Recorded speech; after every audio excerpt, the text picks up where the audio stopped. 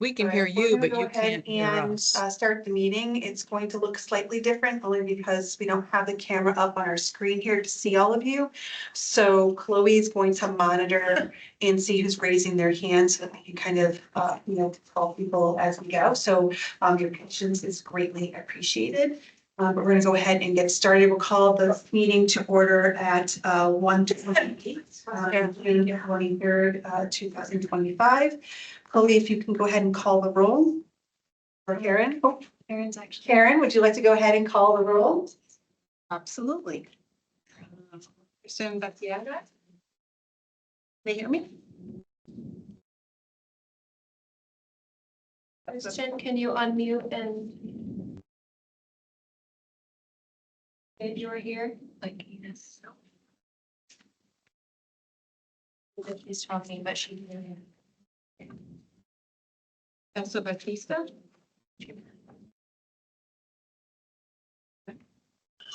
Here. That is also.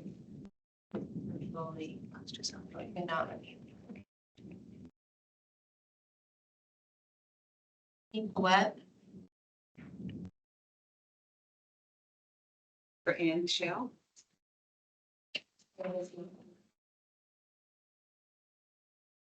Sarah Fitzsimmons?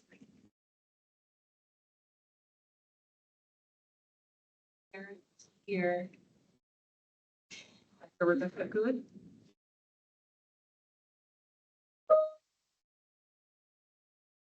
Not here.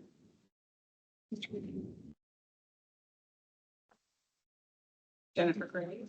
And he's here. Margaret Gustafson? Yes. Shannon Marable? Yeah. Keith McCarthy? Here. Yeah, Richie.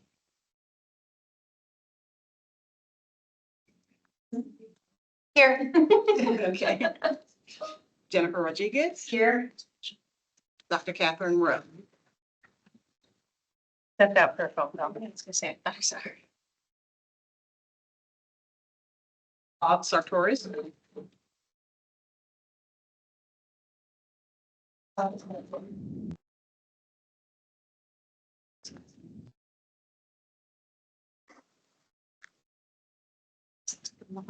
Jennifer Delaney. Hi, I'm here. Can you hear me?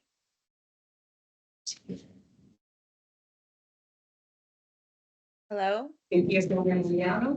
Present.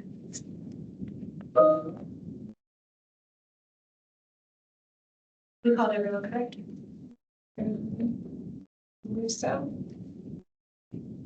All right, thank you for all those who are in attendance. This meeting is in lieu of a July meeting and what's going to be in our SBE report. Before we move forward though, we need to approve the minutes from the last meeting. Give everybody a moment to review the minutes that were emailed, as well as the minutes we have in our packet.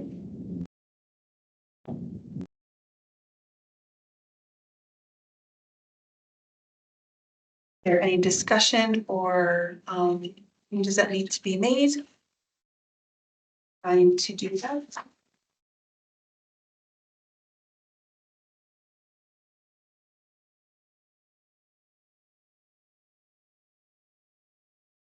I make a motion to approve the minutes.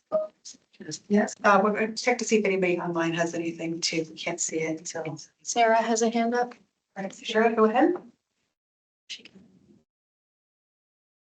Oh, no, that's a mistake. Sorry. I'm trying to unmute.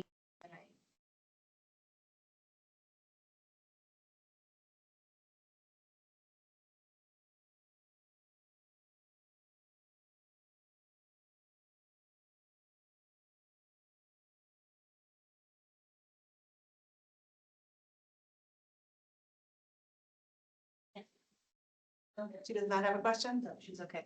Okay, so Dr. Ritchie, do I make a motion to approve the minutes. we have a second? Second. Seconded by Shannon and Margaret. All right. no discussion on them at this time, please, asking if there were any concerns about it. All those in favor of approving the minutes as stand, raise your hand now. Are you able to see the folks online raising their hands virtually? Yeah, they're raising their hands. Yes. And carries, the minutes have been approved. Thank you, everyone. And now we're moving into an administrative introduction. Chloe. Everyone, everyone virtually can hear me, correct? Can you just nod? We're trying to make sure you can get unmuted. Yeah. We'll get that situated. I'd like to introduce Karen Colbert, who will be taking the reins as the administrator for this board. We sit next to each other, so I'll be able to help with that. Yeah, but Karen will be, and I've been copying her and everything to all of you, so you should have her. Karen will be the point person. So if you have a question that would normally go to me, please reach out to Karen. Karen's gonna say anything, or- To be here. Hopefully I will be able to be of service to this board. I got flattered that you find me, what's the term without sounding overly confident, but you find me capable of meeting this challenge. Great, we appreciate you being here and we look forward to the work ahead. We actually had a meeting right before this, kind of to discuss some of the goals and what we'll be doing between now and August in preparation for the August meeting and forward. So I'm looking forward to it. It's going to be a great collaboration for the board and we appreciate the support. Thank you. A legislative update, I don't think there's anything different than what we already know. The legislative season ended.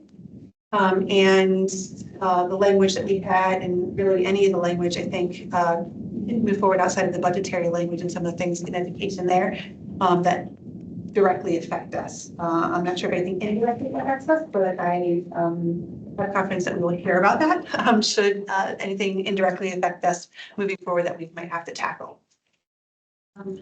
Next is presentation. So as part of our report to SBE, we have some things that we had kind of lingering out there. So the 12A2 steps to protocols for alignment of with revised and normative codes for SBE representative, SBE representative. I think that we go up here. Okay. Things out. So the 12. Okay, hold on.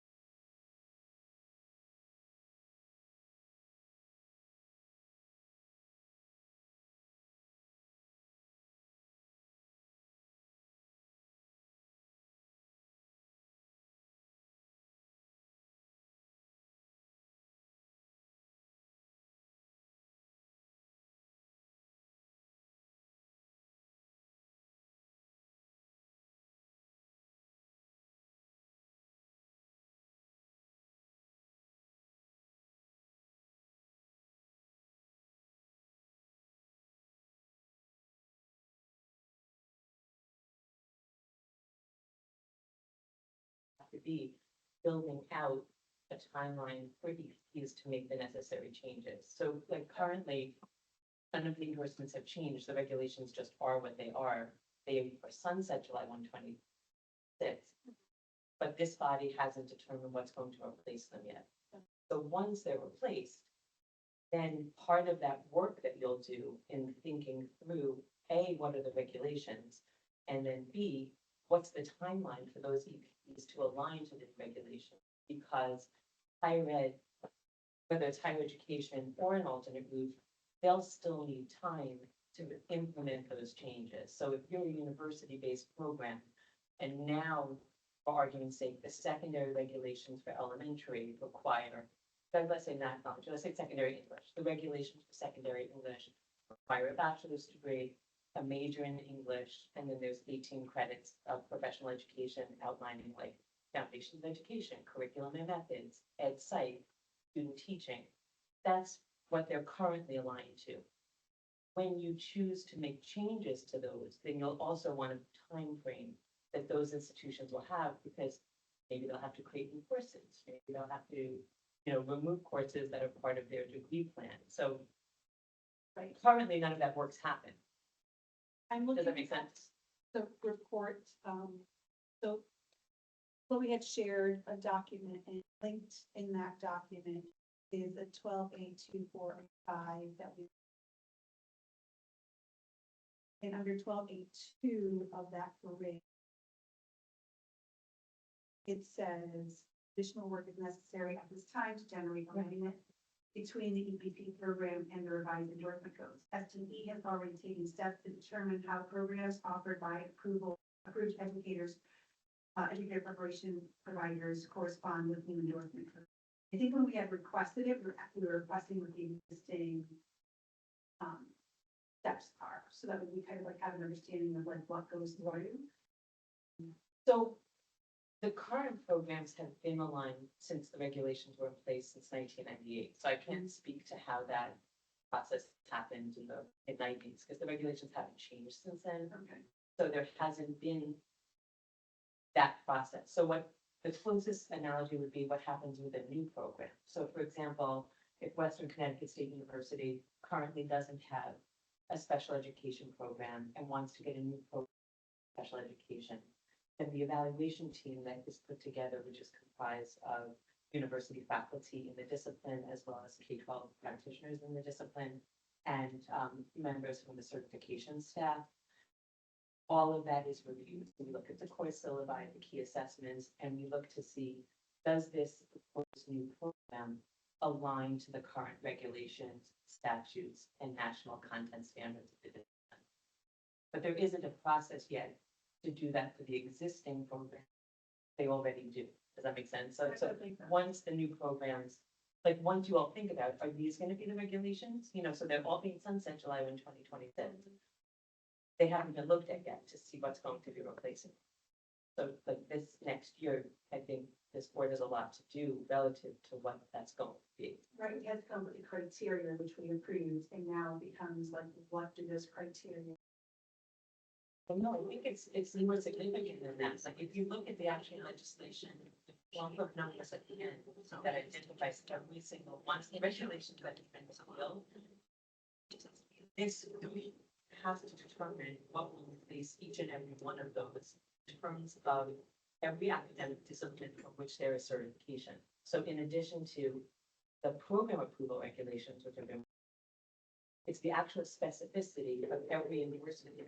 Not every, because I think administration and some were left out of the sunset date, but for any of those ones that sunset, come July 2, 2026, we have nothing in place beginning to replace them. That makes sense? It does. Yeah. So I think as you're thinking it through, when it talks about the manner in which some of that will be the timeline, right? Because once you determine the new thing, you're going to have to build in when is the date by which the universities and alternate group providers meet these new requirements? Because it can't be the day that you approve the new ones, because they have to, like at least in a university-based structure, they have to go through curriculum, they have faculty senate, they have to create courses. So, that takes time. So all of that.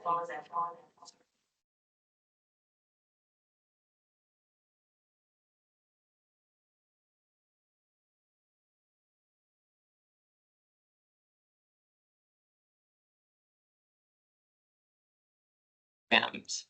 And maybe the changes are not so significant and it's not a big deal, but if you're going to categorically make changes to the body of educator preparation for every single academic discipline for which there is certification, then you need to build out what is the expectation for when the universities have to have that. That makes sense. And then, they'll have to submit something to CSD and we'll have to say, yes, they need it or no, they don't, have a dialogue about that. But I think we can't think through those implementation pieces till that first work is done. Is anybody online who has any questions? Rebecca, go ahead. Yeah, unfortunately, we were having tech challenges, and so I am, because of the tech challenges, I need somebody to summarize that whatever was just said. We were coming in and Was it out with sound. recorded? I mean, ultimately, we have additional work to do for this. In order for us to have protocol in place to evaluate, we have to have things to evaluate. So we have to kind of go back to the regs that are being sunsetted in 2026 for each certification and take a look at what we're keeping or changing. And then the protocols would kind of come into place with timeline. I encapsulate that. Rebecca, right, because the first part of the sentence hasn't been done yet, right? Shall develop standards and proposals for regulations and legislation regarding 1, 2, 3, 4, 5, and 6. So number 2, which the chair had the question about, was what's the manner in which, EPPs are going to have to show that they're meeting the new things, but the new things don't exist yet, so we don't know. Does that make sense? Got it. Yep, that I got it. Yep. You're right. I think our note would be before the FBE report where that's the ongoing work or the next steps, right? Because we did have to identify like criteria and we kind of we aligned it with CAPE as a crosswalk, and now we have to kind of go use that to then to kind of look at the different certifications and the expectations and move through that work. Right. I mean, I think what you may want to consider doing first is familiarizing yourself with what's there. Correct. And then deciding, is it all, is it small changes? Is it major changes? Is it philosophical changes? You know what I mean? I think until you, it's a lot to read, right? But until you read the language of it, I think it's a hard conversation to have because it's just very abstract, and we think about the regulations as a singular entity, but it's not, it's, a million little subsets. And then I think I would defer to the legal counsel in terms of what is that process for replacing it? But, a year is quick from now. Well, we actually had a conversation earlier with Karen. We talked about how between now and August, we're going to kind of go through the regulations and start pulling out those regs and bringing them forward to the group starting in August for us to start thinking about what we want to keep and also kind of crosswalking that to Rebecca's goods group vision to ensure that we kind of like seeing both aspects of it. But we're going to be, that's the work that we've got. Right, you need the big picture of where you headed, and then you also need the minutia of how do you get there. Correct. Just so that the board is aware, that was a conversation that I did have with Karen right before this meeting when we met to start pulling the regs. And we're gonna start having weekly meetings to go over them and kind of identify which ones we want to pull out, what categories or themes, and then how we present them to the board. And then having that voice of the vision group there as well to kind of guide that work to move it forward. And that might be what we write as part of this write-ups to SBB. For that portion of it. Okay. I don't think there's an action that needs to be taken on that component of it outside of just having the note in there that is the continued work. It's very. And it references that in that CPRL document, the one that said key findings and possible approaches. Yeah. It states that no additional work expenses there. So, I just had a clarifying question. Jen, you just said that you are meeting weekly with Karen to go through the regulations, and is that like a different ad hoc, or is it just you and Karen doing that together? It's just Karen and I getting everything prepped for the board so that we can start identifying and kind of timelining out when we're kind of addressing different areas and going through the regulation. So it's more of a management meeting to figure out like how we're going to break up these many regs and group them so that we can start going through them as a board and putting them on our agendas. And what was decided about putting the regs? I think you had mentioned a few months ago that you wanted like binders of the regs. Which Is we that went over still- this. Yes, Oh, you which already was did? part of the conversation today. Yes, you're thinking on the same lines as I was this morning. Okay. So yes, Karen is going to go ahead and have those printed out and start waiting for the August meeting. So this meeting was kind of an introduction before this meeting that we had together. And it's really just to kind of go over like what we think the next steps are going to be based on our deadline this July, as well as next July and our January deadline for ECE. And kind of putting things in order for the next couple of weeks for us to start planning out for the board starting in August. All right. Thank you for the clarification. Thank Yeah, no problem. All right, so next on our agenda.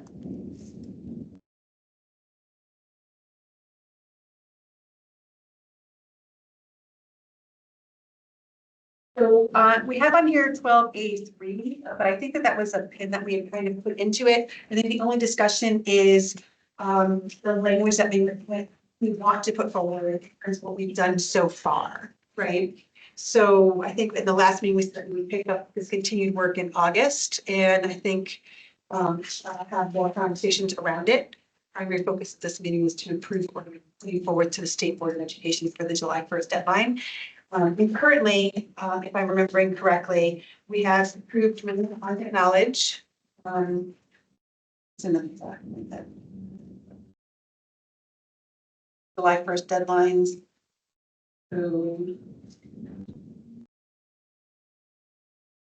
So we have in there that minimum content knowledge we approved on February 12th. Assessments for minimum content knowledge. And then April 21st, we had approved ETS Bridges in all of its future versions as our next step. And we are continuing to work on a potential waiver.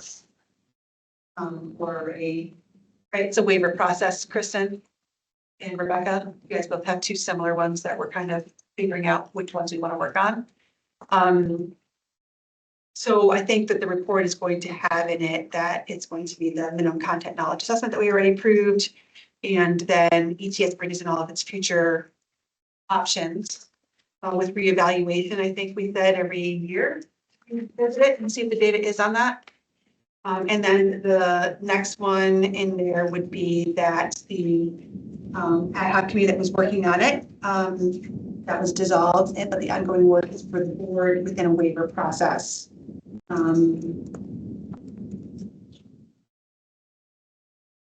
For that next project. Does that sound correct?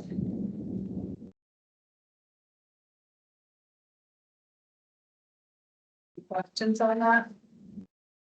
I just ask that, so Cherish and there's not page numbers on this side, so it's a little hard to, but where it's under the 13A3 CPRO memo, is that what you're referencing, like all the content? Yes, it's 13A3. Yeah. So at the bottom of that, it says next steps is CPRO is drafting a final document that captures all the recommendations. Has that happened yet, or were we? I talked to CPRO about it, I think at our last meeting, but I think they said that there was something that needed to happen first. So can you guys hear me? I can, so I think if what we talked about is that if you're just sticking with Praxis and the bridge options, that's something that the state's already doing. I don't think there's a need for the CERT board to do anything additional there. But if you wanted to codify if you wanted to sort of, if you agree on the waiver proposal, that would be something that we could support you to distill to writing. And that would require, additional work to accomplish, to implement. But the first two, the Praxis and the bridge are not, those are already happening. So we could certainly sort of summarize that decision if you want, but we were sort of waiting on your decision on the waivers before drafting something up. Because that's the actual new thing that you're deciding on. Thank you. Rebecca? Yes, that's what I was going to say, Shahrazad, that we should add to the report one of the waiver options, so that it shows that we actually did something new and not just saying what's already being done. So I think we How would do we have go about to, it? I think we would have to use part of this meeting to kind of have a deeper discussion around the waivers and make some decisions today then. But before we do that, could we go through the other parts of the report and then we could kind of move back to that? Yes, and what is the title of the report within the within the agenda items that were attached, Chloe? Or are We they just sent all the out a new separate? email. So I initially didn't share it with everyone because it was a draft document and we're like currently making sure that everything is like organized. I didn't want to send like a clunky document, but I did right before this meeting started, well, before it was supposed to start, sent a follow-up in the materials email thread. It's called 1 July 2025 draft report. Yeah, it's just a Word document and it has a lot of notes on it, but the cover page is like pretty standard for what the department uses. And then we will make sure that those linked items are actually present within the report itself.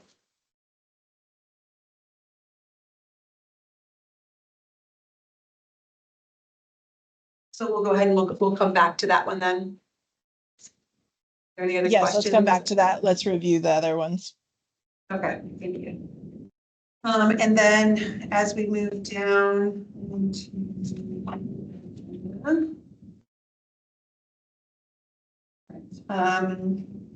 Rebecca, do you want to talk about what we're going to be doing today? The vision update. Yes, very excited. This afternoon, we've got 5 members for the Vision Setting Ad Hoc Committee, and I just want to name there were other people who were interested in joining, but we're keeping it at 5. And the goal of the time is, or the overall ad hoc is to reimagine what modern and aligned educator preparation and certification policies that attract and retain effective and diverse educators would be in Connecticut. So this kind of goes back to the earlier conversation about what is the big vision here, and then let's then build up the details to meet that vision. The hope is that we would have a proposed vision to share with the larger board by the end of this calendar year, so December 2025, so that we can grapple with it and hopefully get something to present before the legislative session.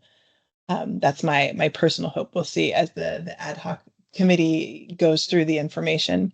I do just want to name, if folks are interested to just provide additional or have one-on-one conversations, that I would love to have those and kind of bring those voices in as we're in this planning period. And so please don't hesitate to reach out to me, and we'll make sure that everything is public to the CERT board members so that they can see what we're talking about and what we're going through, of course, as we start this work today. That's it. Just to give a little bit additional information to that too. Thank you, Rebecca. That was wonderful to hear. CEPRL is done some research in other states similar to this, and they're going to be providing a report or presentation to the ad hoc this afternoon on those findings that might help with it. And then once there's kind of like some very narrow or specific themes that we're going to be looking at, a thought exchange, a greater thought exchange with several different questions will be in there. But some questions specific to the vision groups, so that way some input can come in from the board to help guide the work of that ad hoc committee as well.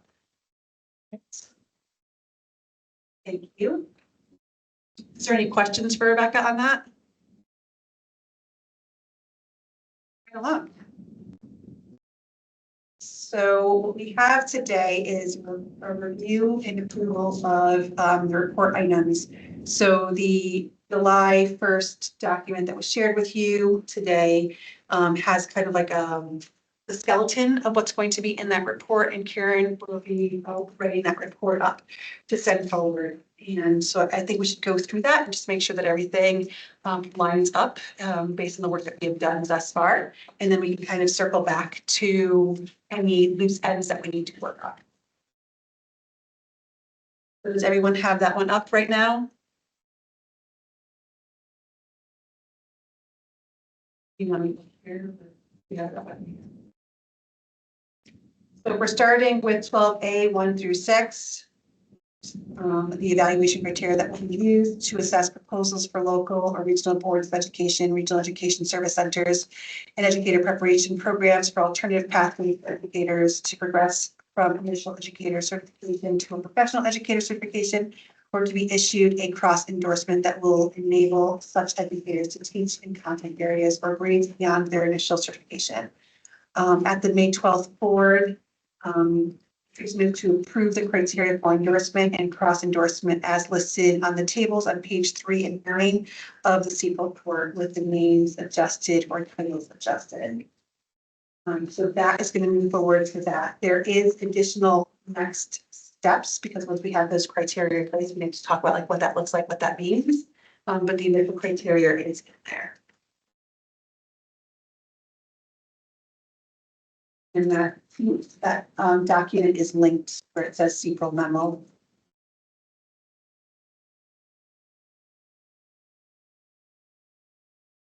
there any discussion on that?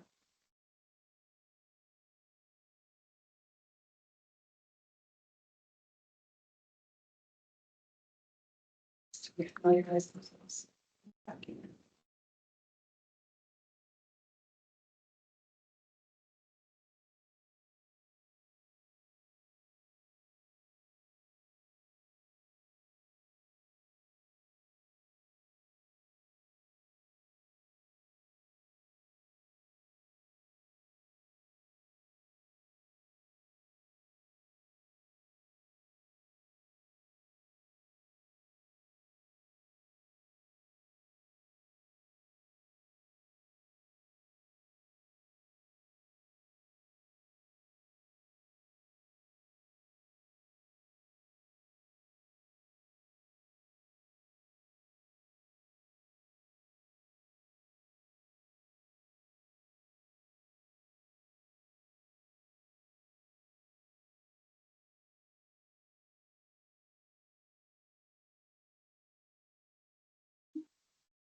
To any discussion?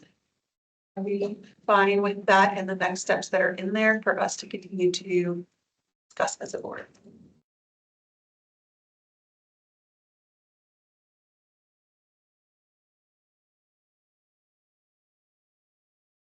Seeing none, let's move to 2. Manner in which degrees from educator preparation programs approved by the State Board of Education will align with the revised endorsement codes under section 10(145)D of the general statute as amended by this act on April 21st. See a request, which we already talked about. So that's just going to be an additional note that we need to go in and kind of review those regulations. Past that one. 3, the adequacy and relevance of existing certification endorsement areas. So we have approved the ECE draft regulation for the combination of the 112 and 113 birth to 3rd grade. We're trying to steer clear of saying birth to 3 because that's something entirely different. So we want to make sure that we say birth is 3rd grade there. The continued work is to research other options as well, like BCBAs, RBTs, OT, PT certification, and align their reading intervention certification to the updated elementary grade range pre-K. So that's additional actions moving forward for us to consider.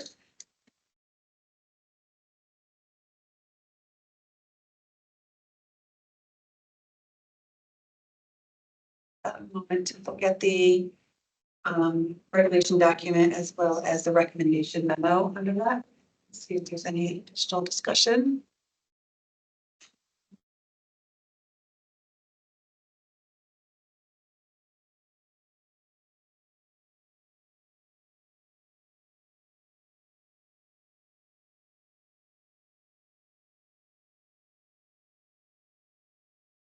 Seeing none, we'll move to 4. The implementation of standards for educator preparation programs developed by the Council for the Foundation of Educator Preparation. This was the Kate work that we did and discussion that we had. as well as the CEQA memo for 2, 4, and 5, reference 4 under that CEQA memo.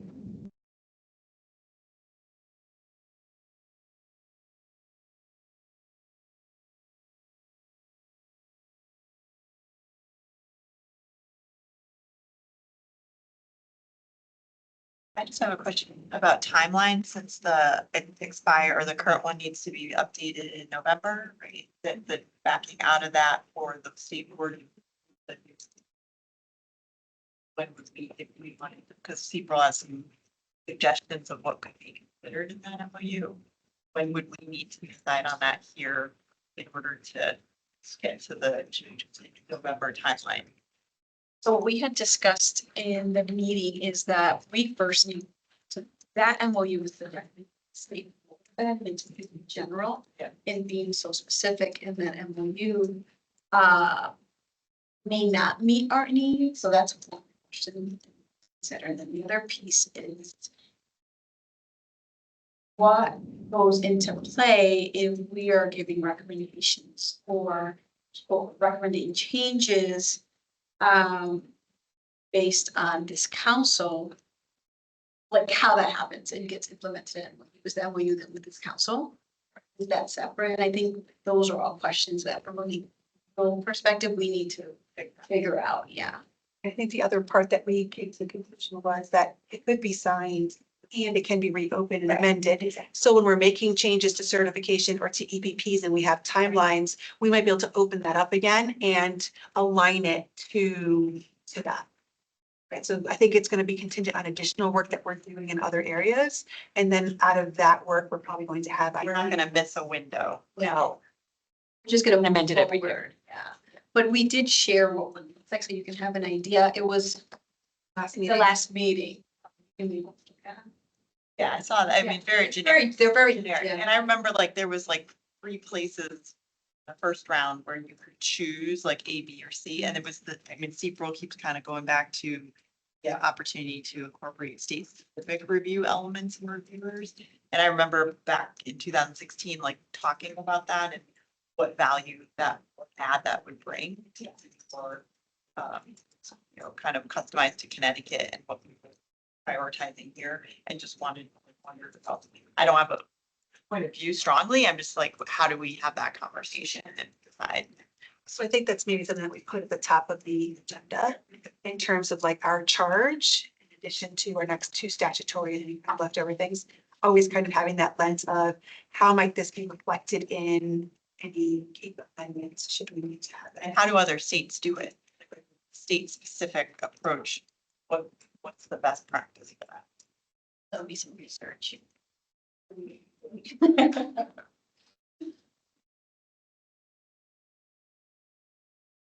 Right, any other discussion around that? So the note then for this particular one, it's going to move forward with the State Department of Education with the knowledge that our continuing work may require amending at later. Right, 5, the necessity for a temporary 90-day certification issued under 10-145B. There was no action taken on this as it sits in statute currently. So the board needs to not have any additional action taken or have it reflected in the regulations. And pending any change by those alternative route programs would kind of dictate whether or not it still need to be because of the way the alternative route is set up. All right, number 6, the design and development of statewide data dashboard that enables longitudinal monitoring of educator workforce data. We voted to move the report from the performance office forward with any additional information that was provided to us. This includes included in FE report, the additional next steps, requests from the performance office from the weeks. I think there was some holes that we were talking about, like discussing, so when I kind of encapsulate that in the report as to like why and what potential revenue of these finances report to us. Next is 13A3, but we're going to hold off on that one and come back to it. to go over the waiver. So if you scroll down to section 13B of the act requiring certification. So there's 3 parts to it. Many of these parts are actually reflected in other sections of this particular public act. And were already addressed there. So undertake a review of the certification endorsement areas for the purpose of developing standards regarding the adequacy and relevance of such endorsement areas, and consider whether the grade ranges for the endorsement areas should be expanded, which I think is part of that we were doing that work there. Explore alternative pathways for educators to receive cross endorsements. And 3, consider whether to transition or transfer authority over candidate administration. So the secret document is listed in there. We discussed this on June 9th.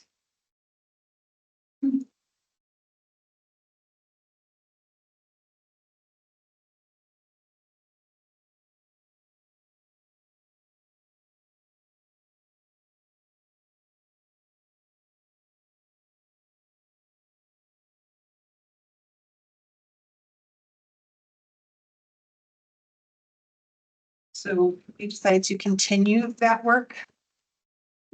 But the 3rd one, we had said was not necessary because they already have autonomy over their criteria process.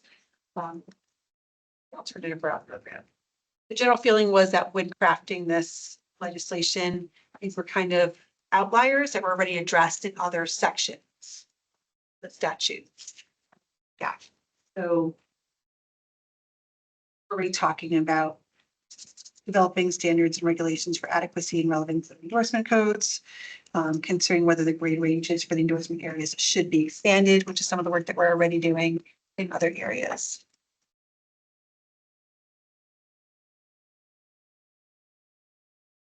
Just want to reflect where those areas are already being addressed in the other parts. So, yeah,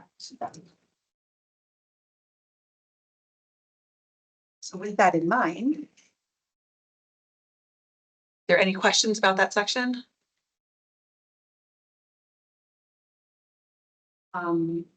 So before we go into 13A3, and looking at those 2 waivers and kind of codifying that a little bit more, I would take a motion to accept the report for 12A and 13B at this time, and then we can talk about 13A. One question? Sure, absolutely. So just taking us back a little bit, and I apologize for going backwards, regarding the early childhood birth to pre-certification. We read in the report that a teacher with this certification can teach in an integrated special ed regular ed classroom. And this teacher with the certification also serve as the special education teacher record. So Is it is it an equal The cross? integrated endorsement, right now, the integrated endorsement says you can do special ed pre-KK and you can do regular ed 1 to 3. The new proposal says pre-K to 3, you can be a special ed teacher, be a regular ed teacher, you can be an integrated doing both.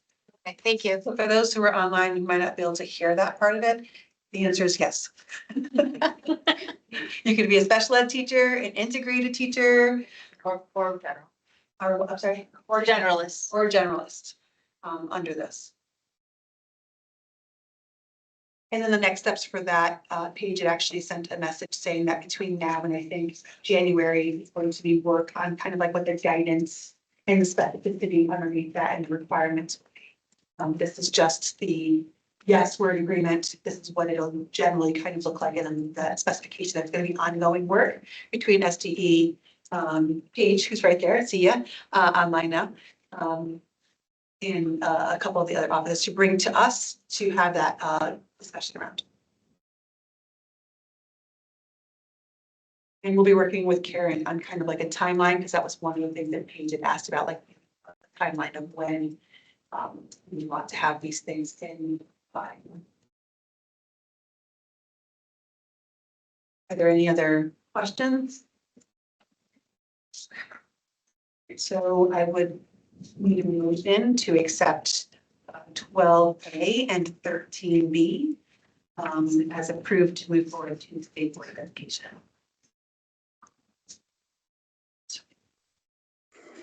So moved. That's Patrice McCarthy. Do I have a second? I'll second. Right, with Robert Papazian and Margaret Gustafson. Second, is there any discussion on that?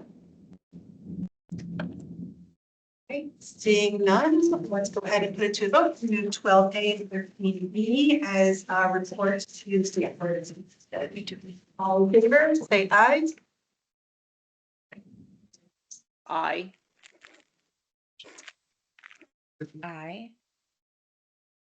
All right, go ahead and raise your hand, but saying aye might be easier.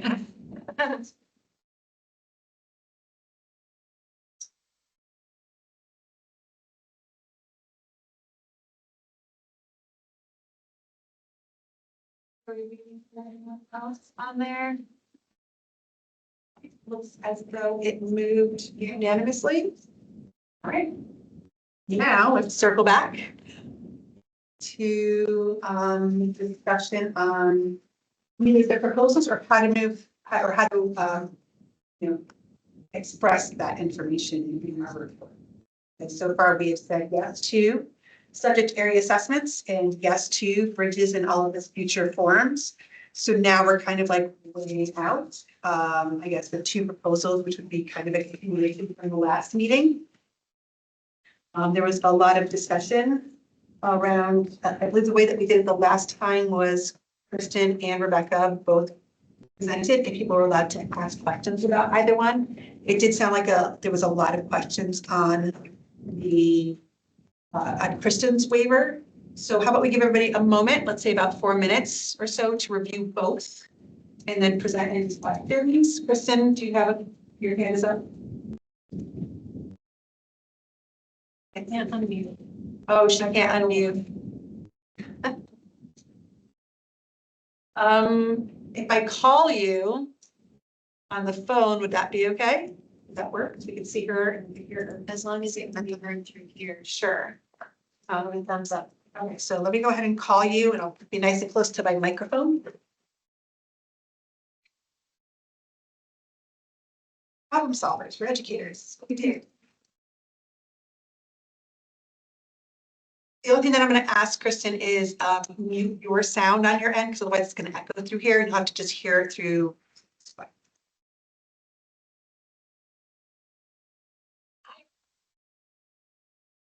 I'll hear her okay?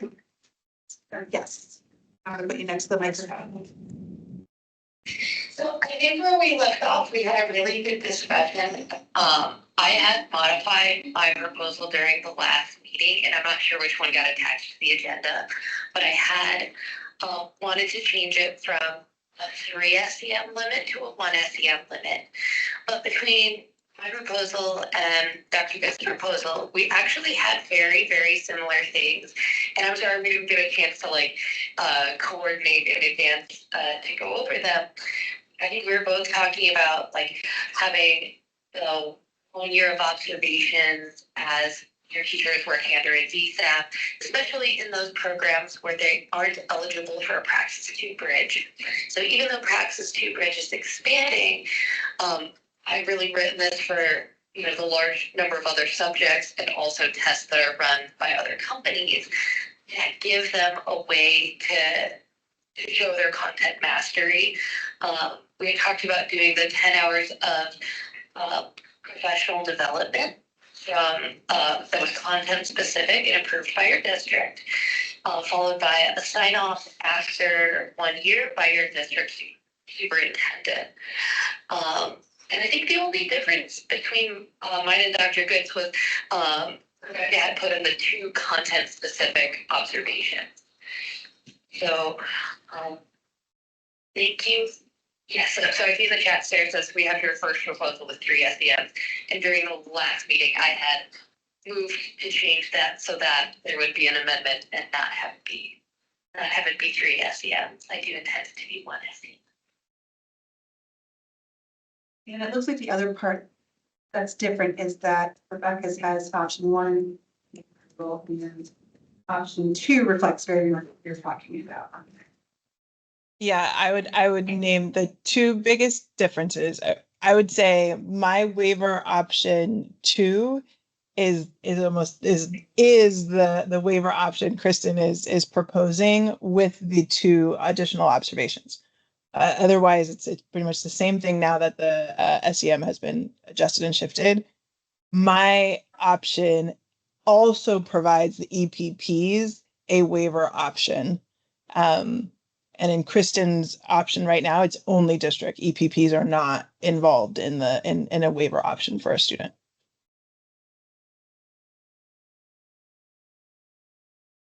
Let's give everybody a couple minutes to kind of reflect on both. And then we'll open it up for any discussion.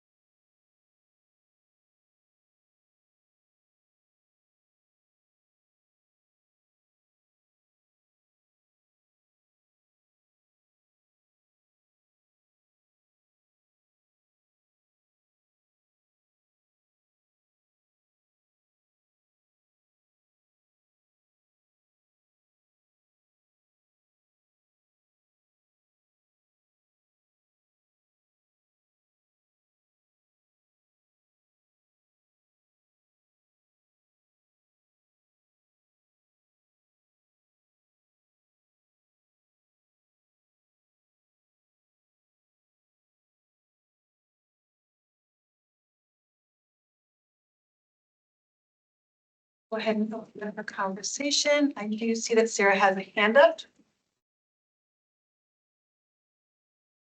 Can you, Rebecca, I was wondering when in your waiver option 2, where it says 2 district approved content specific full observations, what do you mean by full observations? Do you have more specificity around that, or is that common language? Yeah, that's a great question. I was actually thinking about the observations that are required for teachers within a district, and I think of that as like a full observation versus a not a full one, like not one that's like recorded in anything. That's what I was thinking. I think many of the observations currently don't have to stay in the classroom for the full lesson. I think it's like a 20-minute, 15 to 20-minute requirement. So considering that, like they might come in during a middle of a lesson or that kind of thing. So I guess I'm wondering if it needs. Right, so maybe we just, evaluation. maybe we Since just the need something original other than evaluation full. guidelines had definitions of formal and informal observations. I think those Oh. are still in the revised. I think that's what I was thinking of as formal versus informal.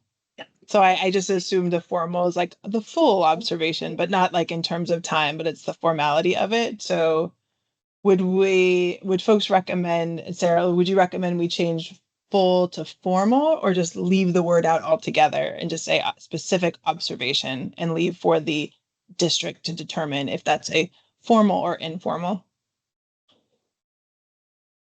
I don't know. I think that's open to discussion. At first I was Yeah. thinking formal, but you also learn a lot from those informal observations too. I'm wondering if it would make more sense to focus on the content area knowledge portion of the observation, because that's the thing we're replacing with the praxis too. So maybe it's something where school districts have to, a person with let's say it's a science teacher on a 10-month waiver, it would have to be somebody who's science certified to go observe, or we're teasing out that piece of the content area knowledge because that's the focus area, is that the focus is the content area knowledge. Otherwise, I don't know if we really need that just because they're getting evaluated anyway. So that's just, Well, that's the evaluation piece. I was thinking, Dr. Ritchie, I feel that you had shared about observations in some of our like ad hoc conversations. What would you recommend in terms of formal, informal, or just leave it blank and then the district determines or the district designee determines the observations? Sure. You all hear me? Yes. Hear me? Yes, okay. Yes, I personally like the idea of connecting the learning to application. Both of your proposals have the learning, which I think is great, but I love the idea of really having a concrete written plan to support the person in content knowledge development and then how to apply it in the classroom. So whether it's full observations or minis, I think the element that the observer would be looking for in the classroom has to be tied back to this missing piece of content somehow.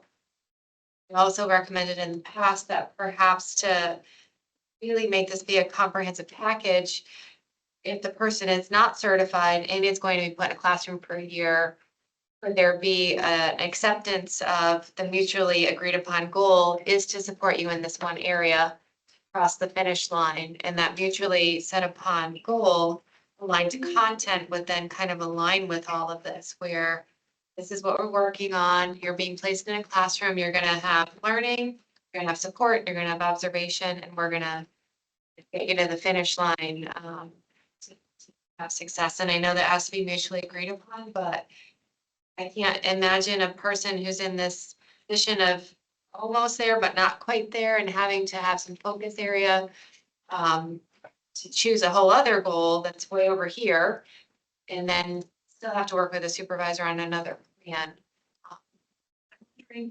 This would, much like the report for birth to third grade where guidance is going to be provided. I'm wondering if that specificity could be provided in guidance for all of these areas. It could be, but I even with the two bullets under the waiver option 2, on my notes, I just, even based on feedback from last time, I can update the first bullet that said candidate works as a teacher of record under temporary license for a minimum of 10 months with content subject mutually agreed upon goal. And then we can give further guidance, but I do think that codifies it into, yes, they should have a content specific goal. I saw Sarah, a thumbs up there for you as well.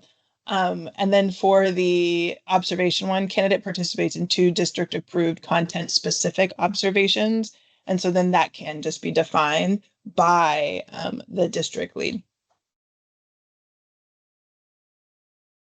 Your evidence of practice, there has to be some feedback about content. Class management and some Right, things and that about would be held content. and that would be held. Every one of them says content specific, and so the guidance, I think the follow-up guidance for a district would then go into the details of what this could look like and what recommendations would be having. Would it be appropriate for information to be provided to the district? So for example, like elementary, if the social studies part was not a strong point in passing, then would the expectation be that the focus be there and not on something like reading where they had passed the reading module or component? I mean, that's a good question, right? If somebody, if they don't have access to a bridge like option for, what if it's three subjects, for they're an elementary teacher and they're missing 3 of the 4 areas, would they have 3 different content specific goals? Would they have 6 different observations? I think, and is that for our board to define at that level, at our level, or is that like the district defines as they are the ones who are approving the waiver or attestation, which is, it's more of an attestation, but those are good questions. I'm curious what people think. Need some guardrails. I think that we need some guardrails in some areas or guidance. But Kristen, I think your hand is raised. Yeah, to Rebecca's question, I thought that the old group of the elementary praxis were all going to have praxis to bridge. So hopefully we don't run into a scenario where someone's missing 3 out of 4 of the required praxis twos for elementary. Maybe that would be an issue that solves itself if praxis 2 bridge is available for all elementary subjects. It is. It is perfect. Okay, so then that kind of solves the result. I had another thing that was brought up to me, and this might be a good time to ask it, which was, when I was writing the superintendent waiver proposal, a thing that I was considering was that, it would be for candidates who've met all other requirements for initial certification. And someone asked, well, what about if a candidate comes from out of state and those EPPs have much different requirements than ours? So one thing that we may want to discuss is assuming they're all coming out of Connecticut EPPs with our very high standards, we want to limit these potential waiver proposals to those coming out of Connecticut EPPs, because for people coming from other states, there's a whole litany of other pathways they get. I think there's 4 other pathways if they're from out of state EPPs. So that might be a thing that would be good to ask. I see SDE shake nodding their heads. SDE probably waving. But I also, my only concern with that right now is just we are, I feel like we're about to go down a rabbit hole that's going to take us away from making a decision on which waiver we're going to go into. And so I think that's a really important question. I also don't want Connecticut to be the elitist and be like, our what we do is better and a higher standard. I want we have SDE has been doing some really great work about reciprocity with other states. I think it's a really important conversation to have, but I don't want to lose sight on needing to make a decision on which of these waiver proposals we're going to move forward with. So I would respectfully see if we can just get down to this decision and then come in with the details that need to support the decision that we made. Valid. That's fair. And then Margaret, you had a hand raised. Okay, I have 2 questions. The first is around the parameters. What's the time frame for waiver? Because I feel like if it's open-ended, it's an undue burden on the EPP or on the district. Right, you don't want people showing up 5 years later and best practice may have shifted somewhat. You're going back to an EPP that might not even know anybody anymore there. Right, so I would say there's. Go ahead. Could there be some guardrails on the amount of time? I think that the EPP should be empowered to decide that, and the EPP should decide if an EPP is we don't do waivers if you haven't been here for 2 years, that's up to the EPP. Are there any other places where that bumps against best practice though?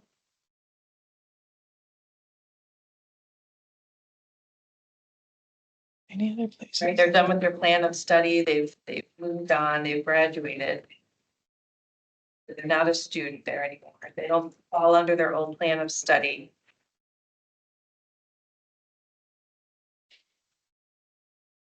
I'm not certain of the other best practices in this particular example. So I wouldn't be able to say if it bumps against or if it is best practice. Yeah, I just think that in being good partners to the other vendors, we might want to put parameters on that so that it doesn't create an undue burden. The second question I have is around group 3 in your proposal, Rebecca. Because the way that I read it, I just want to make sure that that is still within one SEM and not just an open hand for anyone who fails everything significantly to be able to go through. So I'm not comfortable with the idea that it would be wide open.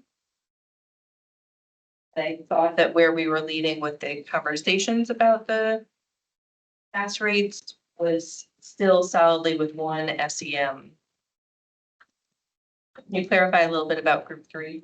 Yeah, group 3 is definitely open to people who are not within the SEM, right? Imagine, I'll go back to my example, 1,000 candidates who are entering the profession, 700 of them will pass at their first attempt, all their exams. And of the 300 that do not pass, 120 of them, of that 300, are going to be eligible for the bridge. They came within one SEM. That means 180 of those who fail are not eligible for a bridge.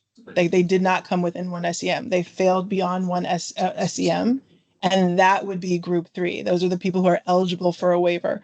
So that 180 who is, if we look historically, has a higher percentage of people of color, like they are then eligible for the waiver options. Now, just because you're eligible for a waiver option doesn't mean that you're automatically going to get one, because that is determined by either the EPP or the district approved. And so of that 180, I do not think 180 would be able to get the waiver, because 180 most likely will not be prepared enough or ready to enter into a classroom based on what the EPP decides or what the district decides.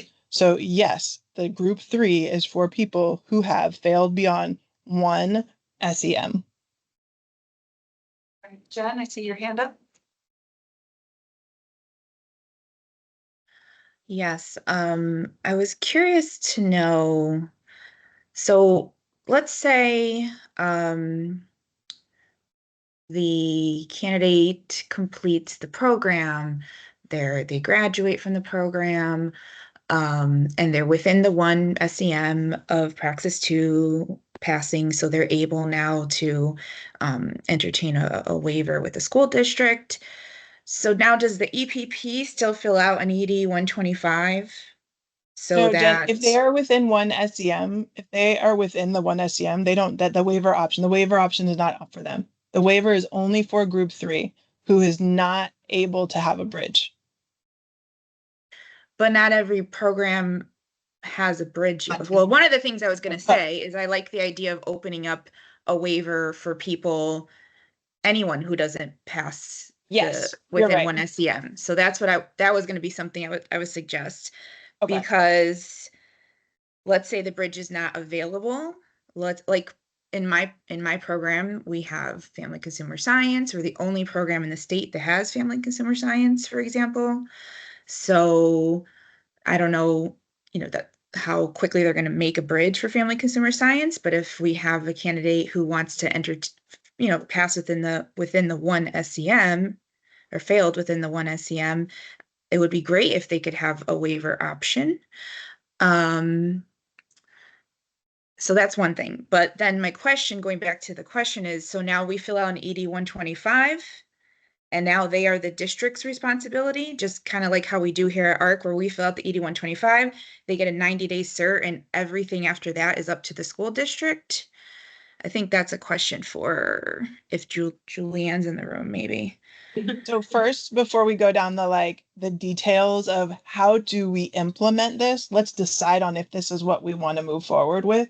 But I want to add that to group 3. You just brought up a really great point that candidates who do not pass one or more content knowledge exams and do not come within the range to be eligible for a bridge option. And I think what I hear you saying, or do not have a bridge option, should be eligible for a waiver 1 or waiver 2.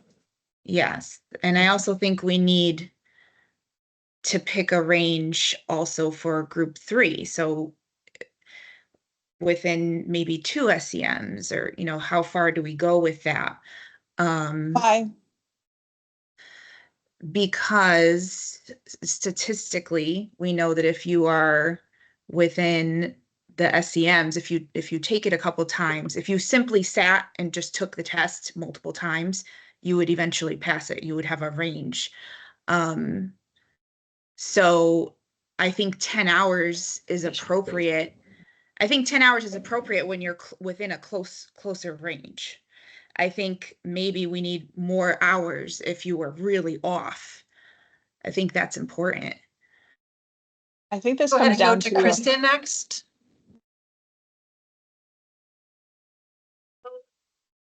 One We can't SEM hear is you. important. is that, you know, you keep saying that out of 1,000 candidates, only 700 would pass the practice, but that's actually not true. Because a lot of the people who take the practice on their first attempt are still in the middle of their program and haven't finished it yet. So when we look at best attempt pass rates, a Connecticut average for praxis is at 93.2%.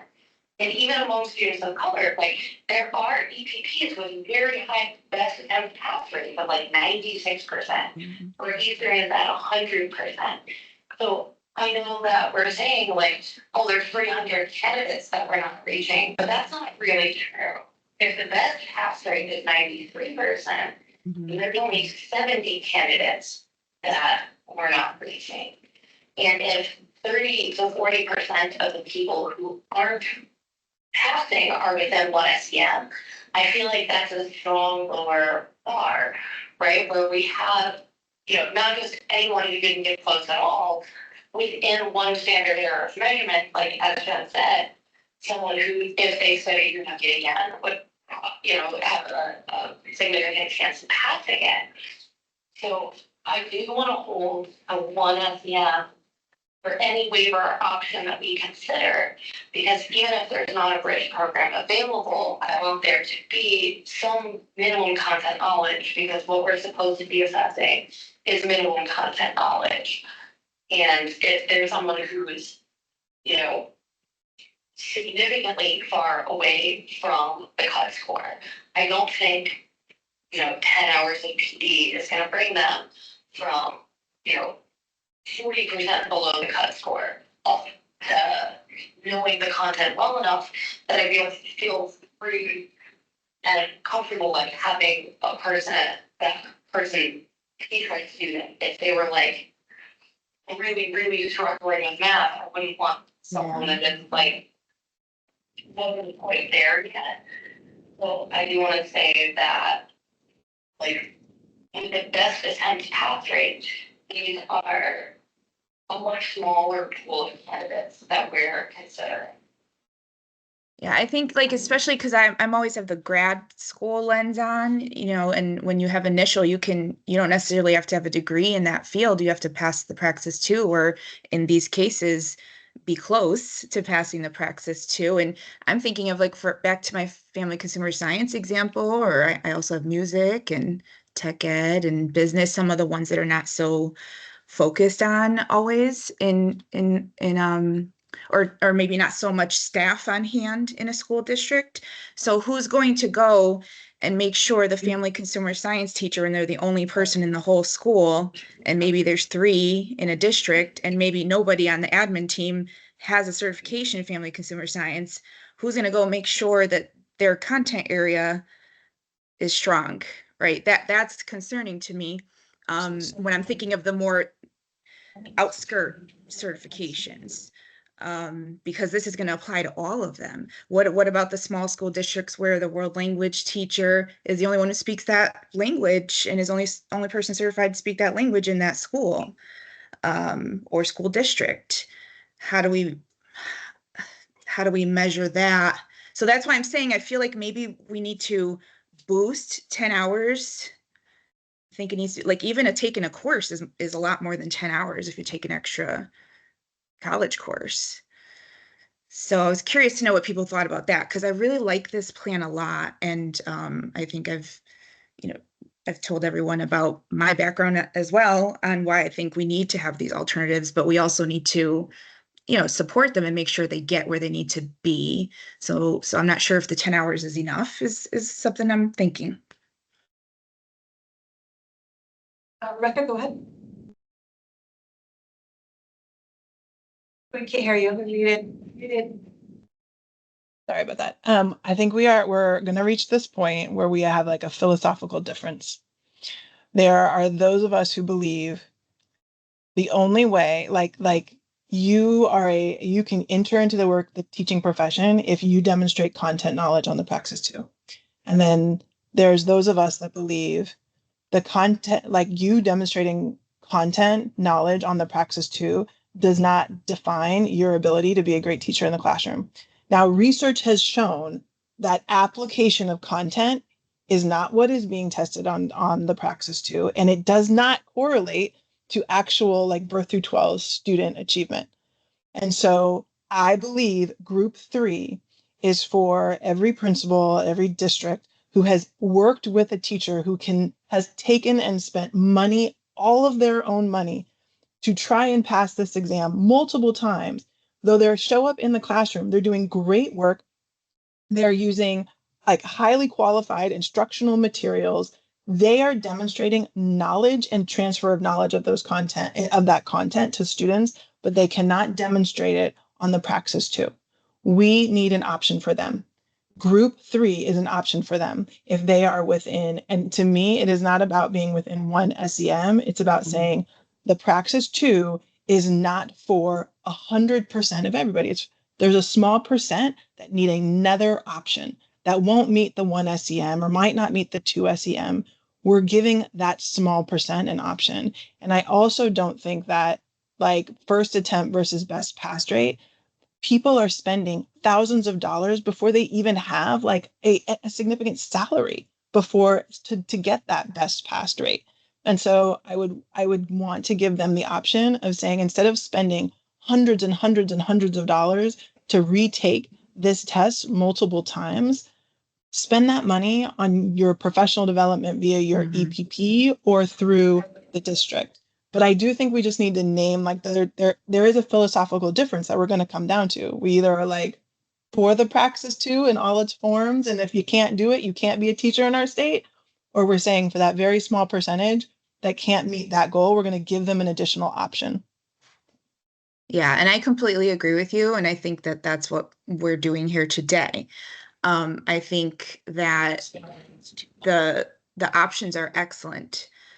My question is, do we think as a collective that 10 hours, especially if we're not going within a certain SEM, do we think 10 hours of content specific professional development is enough to help them get there? I'm wondering where the 10 hours is coming from and what we think, because I've, as a school administrator observing teachers, yeah, of course, that Praxis 2 test doesn't tell us everything we need, but you can really see when somebody, like, for example, is really struggling helping kids understand math concepts, for example. So the 10 hours is what my question is to the team here. Does that seem to be an appropriate number? Because I also don't think spending your money on taking a Praxis over and over makes sense when you could do this and have it be embedded into your work with the kids. Can I hold just a quick question? Correct me if I'm wrong. They have to take it once and then it's free to them after that, correct? Correct. They get 2 free retakes. They get 2 free retakes. Okay, I just wanted to make sure. It's within that. Correct. Yes. So if they're far below, then they don't. On I all think it tests, needs you that get free just retakes on every test or just the Praxis 2? Because we're talking foundations of reading, we're talking multiple Foundations, no, tests. Pearson has it also. Pearson has it also, too. saying. So for foundations and for the early childhood exam. Yeah, but there are a lot of people who I think would fall into this option waiver too, that even people I know that have taken it more times than that, and there's various factors, but they're working in the school district as a sub maybe, or as a long-term sub in that content area, and they keep getting hired back, and there's something there that standardized piece is not working for them. So Thank you, Jen. We're gonna go to yeah. Kristen and then to Catherine. And then Cynthia, so there's several. In terms of my agenda, I would think about refunds about the cost, because we have some, hundreds of dollars a few times, but after you take it, I was gonna say the thing about the next few attempts are free. All right, so then we'll go to Catherine, then Sarah. I feel like we're beginning with the end in moment. Do you have the mic on for you? So I feel like we're beginning with the end in March. Because we're not really at the end of the education process here for educators. Rebecca, I love what you did, and Kristen too. I'm sorry that I needed to get called out, but, I think that the piece that I'm just kind of unpacking it a little bit is, you know, what does that even mean, an additional course? That's gonna cost the student more money, right? So if you say an additional course, and we're trying to save and remove barriers, I don't agree with that piece.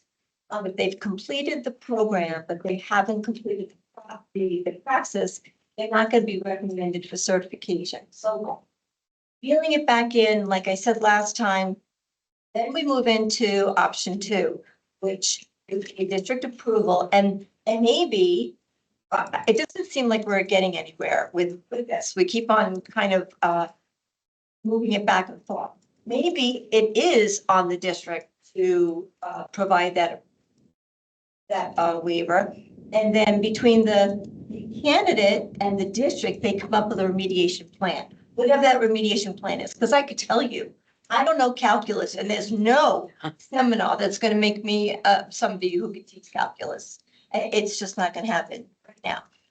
Or a conference, right? So, and I'm just being real about that. So, I mean, maybe we don't put hours to it, and maybe we say, you know, the candidate has to collaborate with the district on a remediation plan so they can get 2 or 3 approved full observations teaching in that content. And then we're done. And it's a kind of a compromise of both these wonderful plans, and then we can kind of move forward with this. Sarah, go ahead.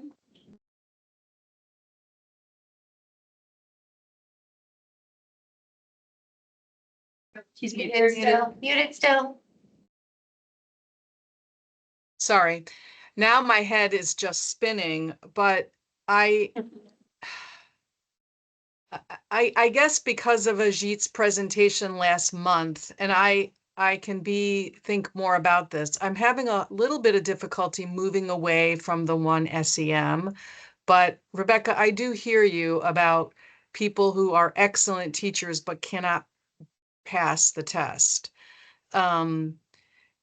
I do think maybe we need to call this a pilot, because I'm a little concerned based on Catherine's comments. I think we would want to provide some guidelines around how many hours of professional development and observations that align with that professional development. And even if you're not an expert in calculus, I do think you can observe and give feedback on the instruction and the content. So many people have to do that as administrators who are observers. So why don't we kind of pause here and think about which one we kind of feel more strongly about, and then we can kind of knock out and add things to that particular document. We can always take pieces from one and add to the other. So as a baseline, which would we gravitate towards? Let's call Kristen's number 1. And let's call Rebecca's number 2, so we're not using necessarily names. May I repose my question to the CSDE, because it was not answered yet, because we started talking about other things. And the reason why I'm asking this is not to get into the nitty gritty. I need to know the answer to this to decide between number 1 and number 2. And I need to know if somebody from my program, if they accomplish everything at ARC, and now they're eligible for a waiver, and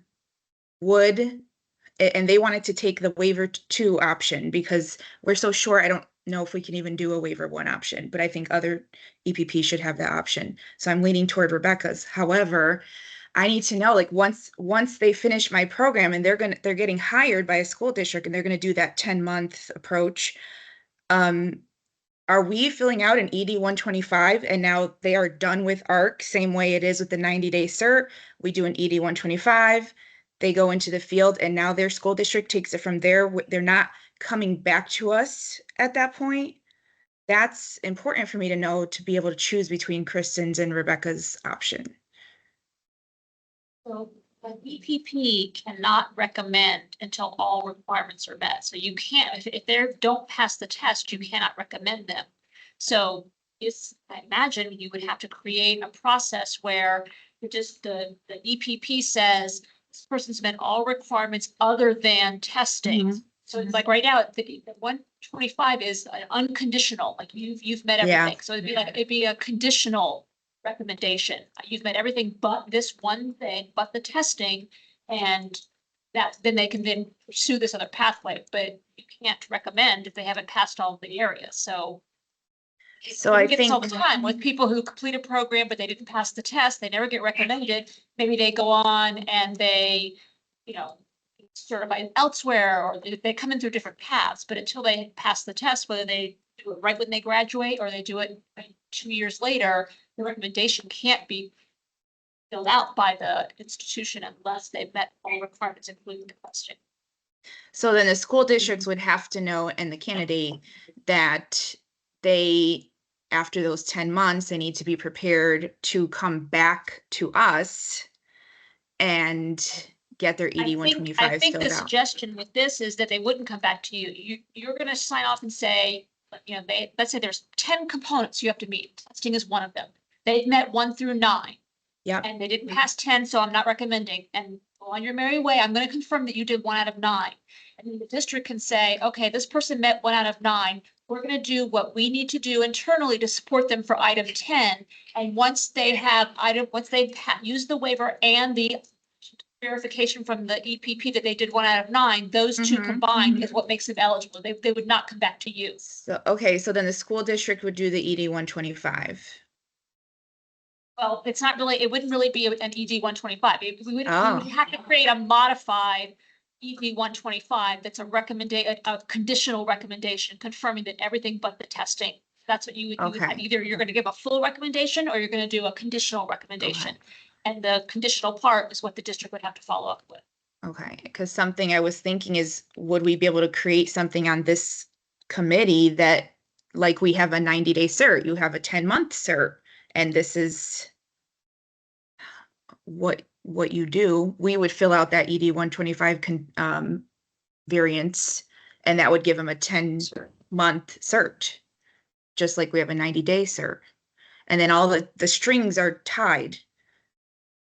Yeah, I mean, you could create it, whether it's that's what I mean by conditional recommendation. You might say, oh, conditional recommendation means I get some other authorization, but you can't fully recommend them until all requirements have been met. I've got Catherine here. So, so then we have to run into a caveat where, first of all, we don't really know based on how the students were prepared, right? We don't know GPAs, what's contributing to that content mastery. The second piece is, if we do something like this, what you're suggesting, how does that prepare our students for our advanced programs? Like, I think, like, we keep putting the cart before the horse. We don't really have that information. So, you know, even I said, you know, we have a conditional admit and it goes to the district. I do think we need to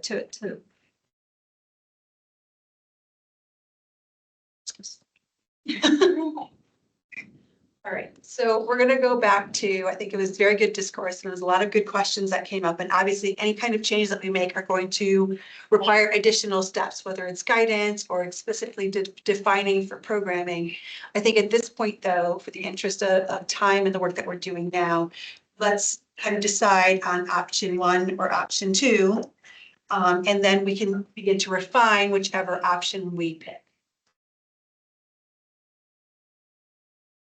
Option 1 being Kristen. Can I ask one question I just have is about, it sounds like the EPPs almost want a firewall at this decision point. Like, you don't want to be responsible for the objective decision about content mastery that a district might be making.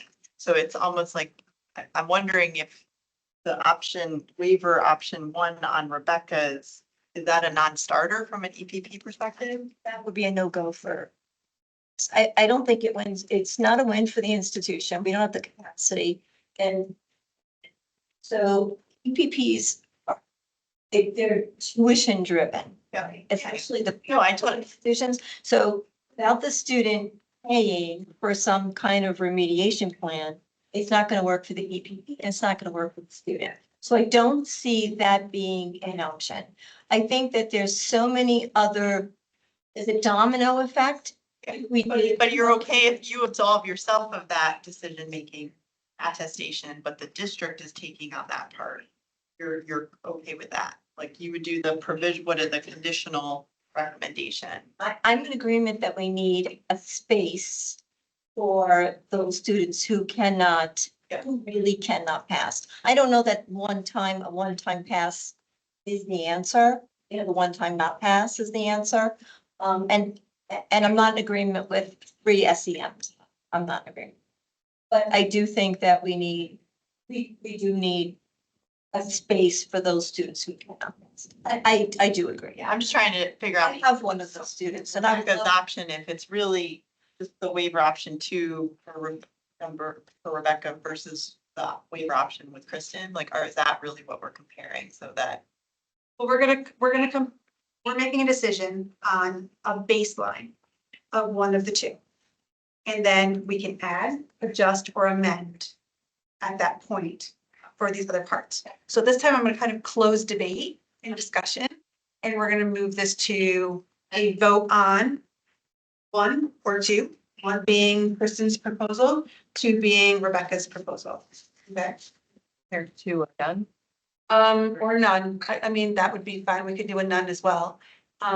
So with that in mind, those who would like to begin with the baseline of number one, which is Kristen's, please raise your hand now.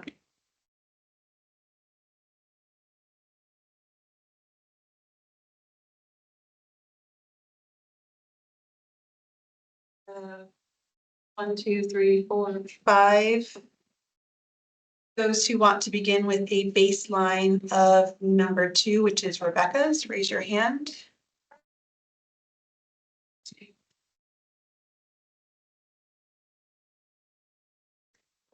Five, six, seven. We have seven. And those who want none.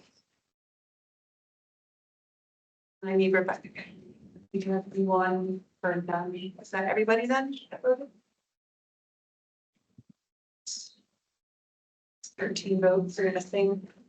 We're missing two people. Not for watching rooms. Did you not?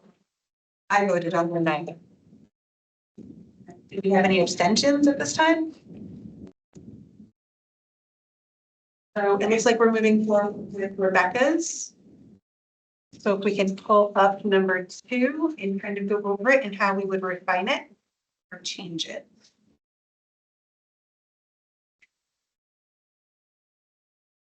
Kristen and then Catherine.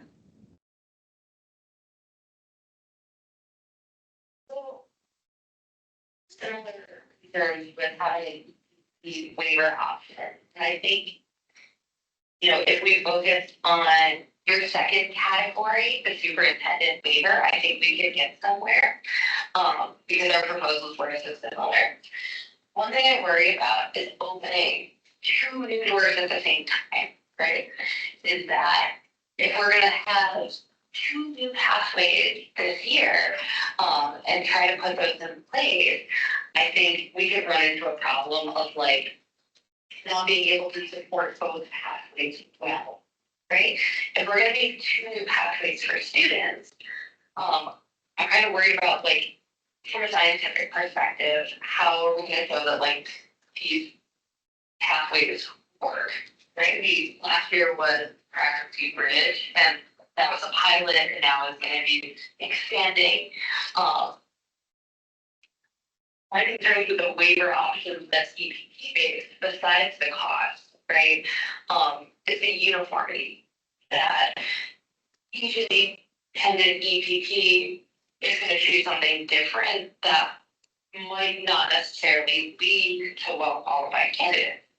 EPPs are gonna be really highly motivated to have their own students because they want to show that their students know content knowledge, but it might not be objective, right? Like you love these kids, you try to help them be good teachers.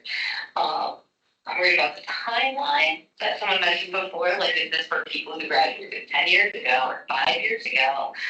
I'm wondering like what would be the data point, because with the content specific observation, that's a data point in addition to like any other things, like that in itself is a piece of data. But I have a lot of concerns with the EPP waiver aspect.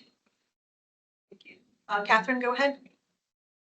So I'm not gonna unpack what Kristen just talked about, but I'm not in agreement. I will tell you that the people that are certifying the candidates, they're not the folks that are teaching the history and the math and the science.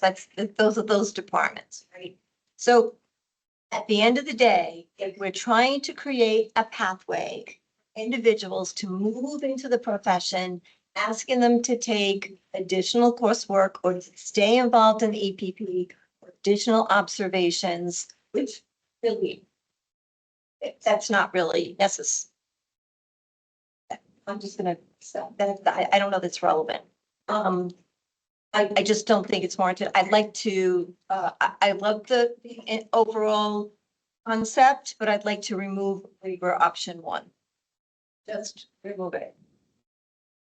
And develop a different pathway outside of the. So are you proposing a motion to remove it at this time? Or that's the discussion? Okay, so we have a motion on the floor to remove option 1 for the reasons provided by both yourself and I think some of the things that Kristen had said you had said at the beginning. Okay. Is there, there was a second from Kristen. Is there any discussion? may I on just- removing? Yes. No, we're gonna follow Robert's rules and right now we have a motion, we have a second. Is there any discussion about the motion or the second? Oh, yes, that's. Okay, I have Rebecca's hand up I first. jumped the gun. Sorry. Yeah, I have Rebecca's hand up first and then we'll go to Shannon, then we'll go to Jen. Yes, I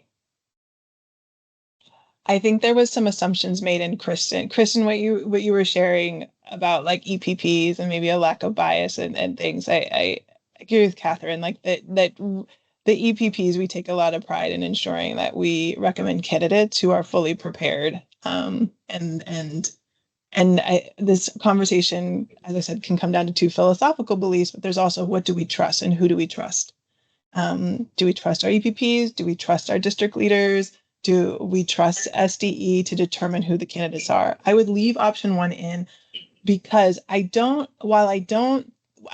I hear what you're saying. You're like, this is not gonna fly. Like, we're not gonna add these courses. I think there are EPPs, particularly in the alternative EPPs, that do have options and do provide additional things like this. And we don't want to create a space that like doesn't allow EPPs to be innovative and flex in these potential ways that would help candidates. So while I don't think there might be a lot of traditional pathways in that this may work in, I do think option 1 opens up some innovation in the EPP landscape to think outside the box and how we provide these additional resources. And I know Anne is not in today, but her voice is coming in my head right now as somebody who's advocates for like additional ways to support candidates. And so I would leave option 1 in as a pilot for an EPP that would like to kind of take up that opportunity and see about providing that service. Shannon is next.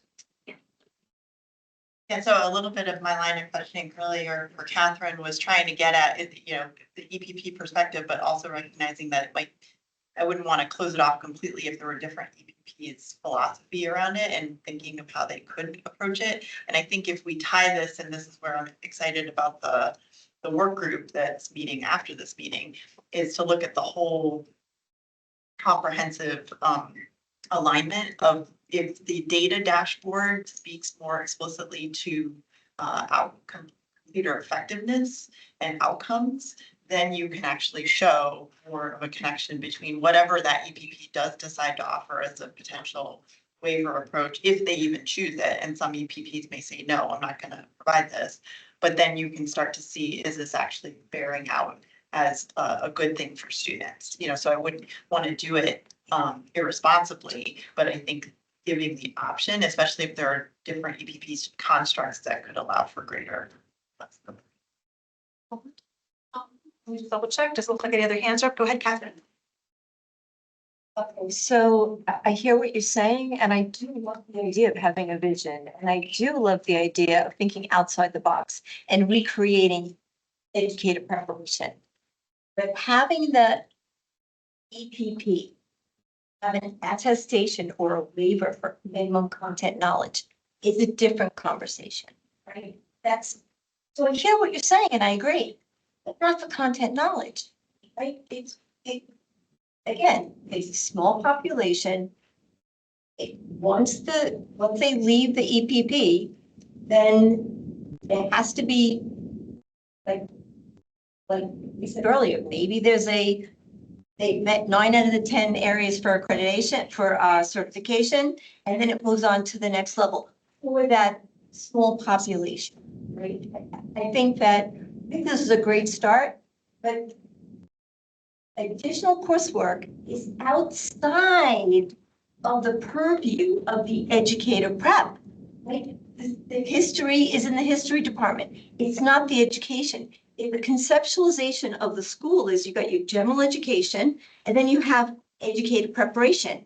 They're mutually exclusive, right? So I don't agree with the EPP providing that waiver for content knowledge, because we're really attesting that to the content knowledge. I think that there's a better way or a different way or a waiver option 2 way, right? So that's just my position. Great, Rebecca? Yeah, I think that's one style of EPP. That's like where like undergraduate to graduate, that is a more traditional like pathway. But I would want option 1, particularly for what would be considered non-traditional EPP pathways. Like, and maybe you can take out the words additional coursework, but I'm just thinking from my own EPP, we do offer additional coursework. We have a lot of additional opportunities provided to help students meet the basics content minimum knowledge in multiple states. And so I don't want to take one style of EPP pathways and apply it to like everything here or leave out the opportunity to be innovative on something that impacts all EPPs. We always have the small amount of students who struggle in this particular area, and we're trying to support them on their path to achieving their dream of being a teacher. So I want to make sure that we're not saying like, this is what all EPPs do in Connecticut, because we do have varying and different ways of approaching it. Rebecca, can I ask the question of, is it free to those students? We provide both. There's things that are paid and free. It depends on what students are seeking. Catherine. So why don't we think win-win? Oh, I didn't see John there. Right after Catherine will be Jen. Sorry, Jen. Okay. You're going, yeah, you're going. I think we need to think win-win. This is not us against them or alternate versus traditional. If the EPP is going to provide that additional support, that can come under option 2. That would be part of that remediation plan, so that the EPP can be involved in the alternate route.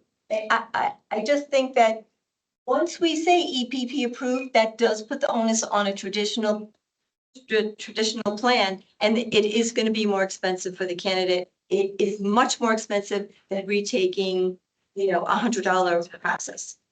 Jen, go ahead. Yeah, I definitely understand where Dr. Rowe is coming from in the more traditional pathway. But if there's it's just like with EdTPA, we're all doing different things with EdTPA now that the regulations have changed. Same idea here. As long as each EPP can decide whether or not they're going to provide a waiver option 1 or not, it does leave it open, because I can already think of how I'll be able to do that at my program, even with just such a small program that we are staff-wise. I believe I'll be able to do that. Whether or not we'll do it, I don't know yet.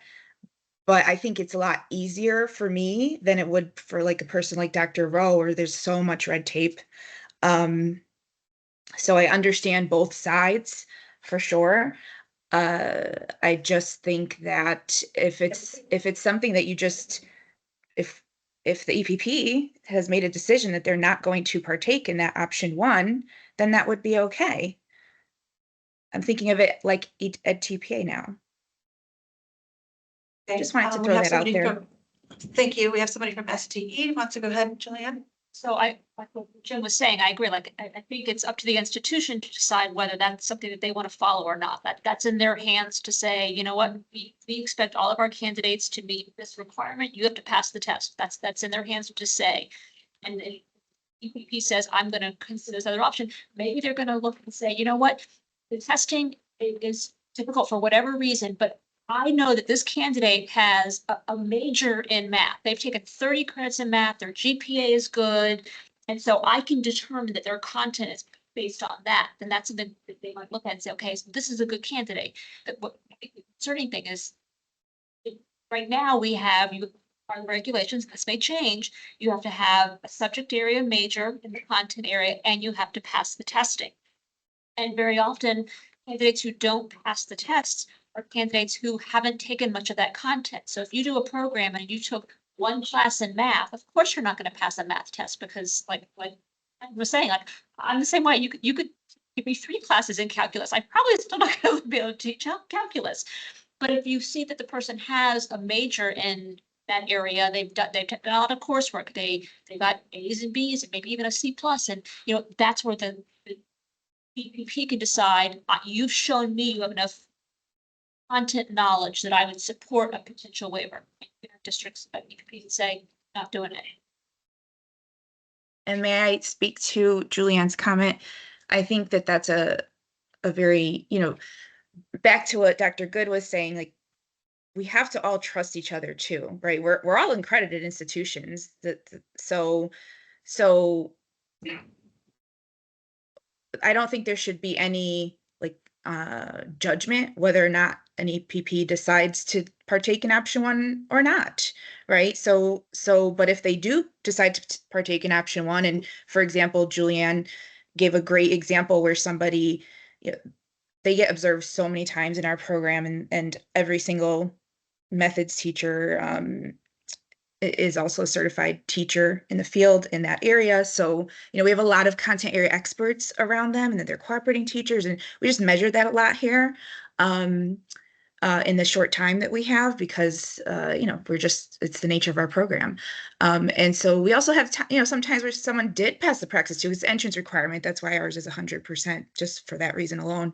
And now, if this opens up, we can maybe accept people that are within one SEM with the understanding that they might have this option one or this option two once they leave our program.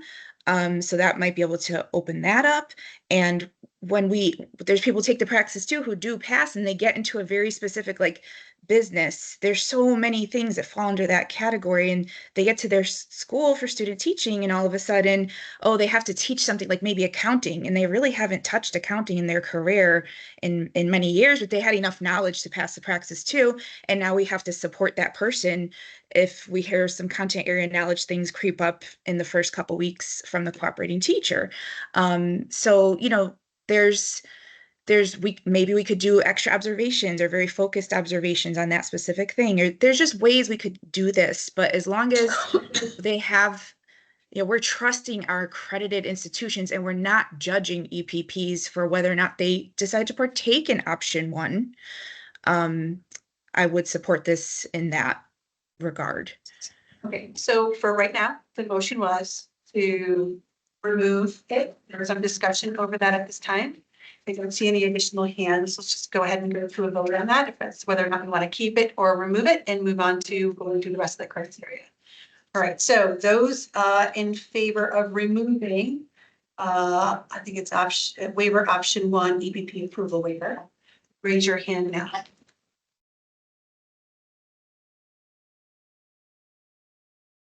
You say that one more time? Sure. Those who are in favor of removing EPP approval waiver from number 2, which is Rebecca Good's proposal, raise your hand now if you're in favor of removing it. 1, 2, 3, 4, 5, 6, 6. All right, and then those in favor of keeping it? 1, 2, 3, 4, 5, 6, 7. Am I counting that right? 1, 2, 3, 4, 5, 6, 7, 8. 8 for keeping. Any abstentions? No abstentions. Okay, so with that in mind, how about we strategically go through this line by line to see if there's anything that we want to change or alter or add? Because I feel like we might be bouncing around to different topics. So if we can go ahead and just kind of walk through each step and see if there's anything that we want to adjust in the language. And then once we have that in, then we can kind of have a motion as to keeping the adjustments. And then if we want this to be a pilot for a period of time or not, and kind of reevaluate that portion of it. Rebecca, are you ready to go through each section or is there something additional you want to add? I've been making edits from the last conversation and to this one, and so these just kind of small edits as I've been naming. Could we? I don't know if I line go by through line. each section, line, yeah, that's Yeah, exactly what I mean. by that would going be through it. helpful. Yeah, just do section by section because I've probably already changed the lines, and Can then I you- want to get to the pilot Can part. you maybe share the one that you're editing in real time with our admin so Oh. they can push it up on the board for us to see? Yes, I can. Give me a moment. Thank you. While we're waiting for that, everybody just kind of read it over and start thinking about things that you may want to add or change. Just stand up for a minute. It's sitting for a while. Jeez.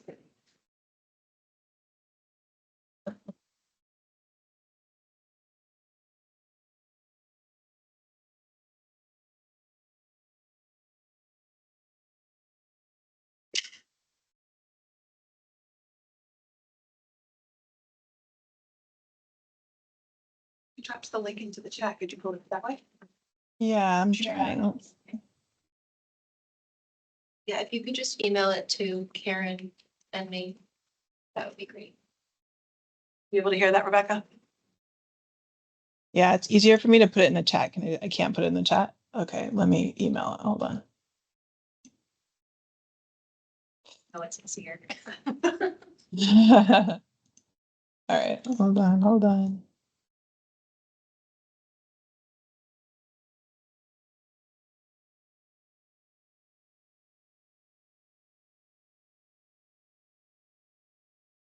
All right, Chloe, I put the link in. I sent it directly to you. Sorry, Karen, I didn't have you fast enough in my email. I'll get you there. I'll get you there.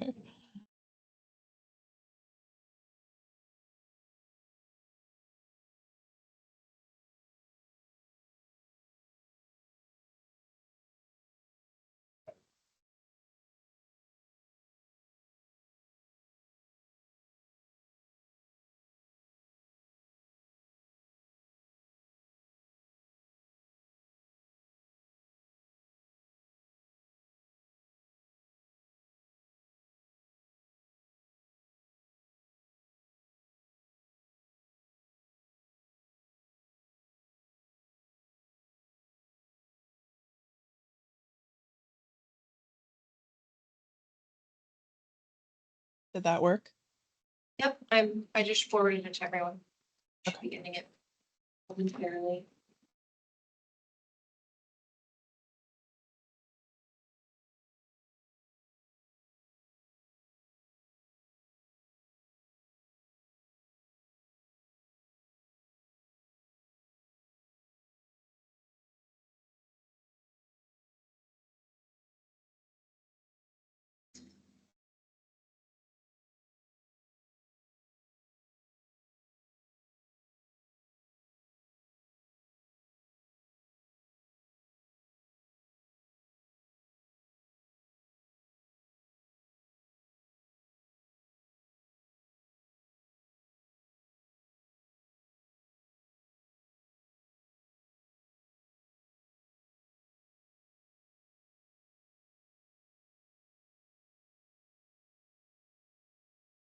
No one's having issues accessing it, correct? To load. It's got an email with it. Link. There's a link in the body.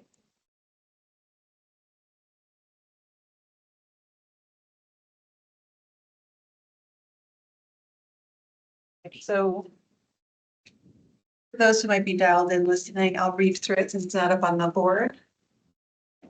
So minimum content knowledge proposal, all candidates must take the applicable state-approved content knowledge exams pursuant to section 10-145 of Connecticut General Statutes.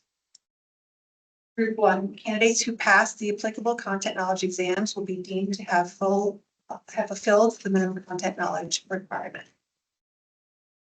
Group 2, does anyone have any issue with the way that's worded?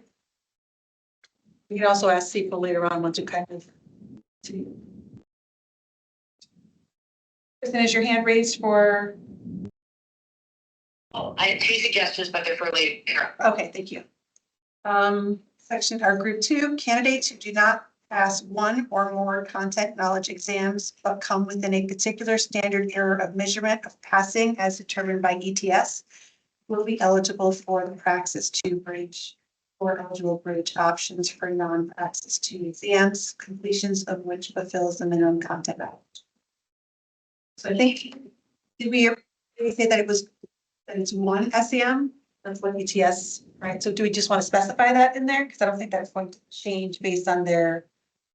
And that's just a suggestion. We don't have to make the change. I'm just wondering out loud to the group.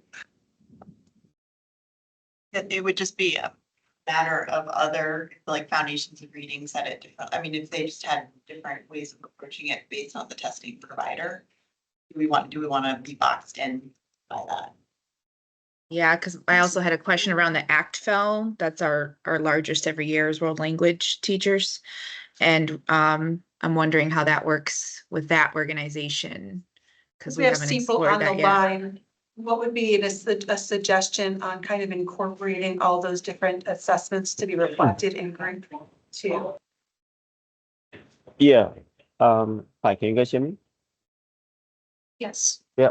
Yes. Yeah, I think we kind of tried to adjust that. I do agree. I think kind of define standard error measure is probably kind of the right phrasing, just because I know it's kind of one SEM now, but I guess we're gonna have to cater to if this gets distilled, if this part gets distilled to regulation to keep that flexibility.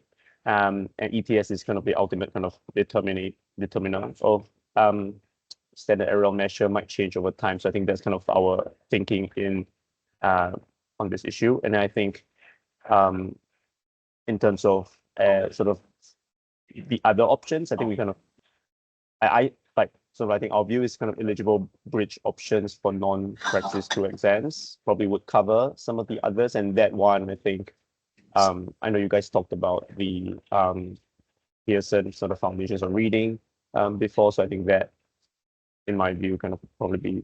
So is this covered. language fine, or do we incorporate additional language into group 2 specification? I think it's fine now. I think it would cover some of the others. I see we could some also hands just- raised. Yeah. One, we have Kristen, and then I see 2, and then we'll go to Rebecca. So Kristen, Jen, Rebecca. I still think 3 is my group 3 one, so I'm always for group 3. Okay, so let's go to Jen. Okay, what if we just say one standard error of measure or equivalent? Because I don't know about the ACTFL assessment, if they do that or not. We still have to explore that. So I like the idea of not boxing us in, like one standard error of measure, very clear for ETS, or equivalent. Yeah, Or we actually name the other companies. Yeah, so as determined by the test provider. Yeah. So one we standard have to error name of every measurement company. of passing as determined by the test provider. Yeah, I'm thinking, I don't know if ACTFL does that. That's why because maybe it's within one range, because they have like those levels, they have levels. So. Well, I think it's High, Only advanced, works mid. failed. It's low, advanced, mid, Right. inferior, You're it's saying a low, advanced, label that's mid. attached. Superior, there isn't like that kind of label. So candidates who Right. do not pass one or more content knowledge exams, but come within a defined standard error of measurement, whatever that might be, low, Mhm, below, mhm. right? Still passing as determined by the test provider. So instead of ETS, can you change that to test provider?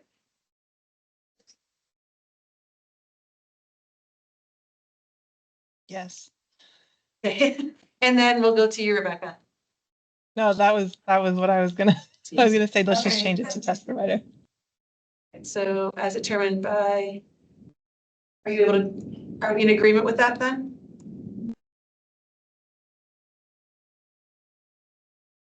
Will be eligible for Praxis 2 bridge or eligible bridge options for non-Praxis exams. Do we need to go into that level of, because we don't know what the, No, that makes sense for non-praxis exams. Like if if there's an eligible bridge option for like a Pearson exam or some other type of exam, or as they develop more of like this, that students would fall into this group too. I'm wondering if this is the time, because I would like to add language around if there's no bridge, then you automatically go to group 3. Do we say that in 2 or do we say that in 3? If we're I think gonna we should decide discuss that, that. you know, Let's if we were discuss gonna that. decide that, where would we put it? sure. All right, so let's kind of get through this language here and then see where we can fit that part in. Is everybody comfortable with what that states there for group 2? Candidates who do not pass one or more content knowledge exams come within a defined standard error of measurement of passing as determined by a test provider will be eligible for Praxis 2 bridge or eligible bridge options for non-Praxis 2 exams, completion of which fulfills the minimum content knowledge requirements. All right. Yes. I do think it should say within one defined standard error of measure. That might not be the same for other tests outside of the Praxis 2. So it should be defined by the testing provider.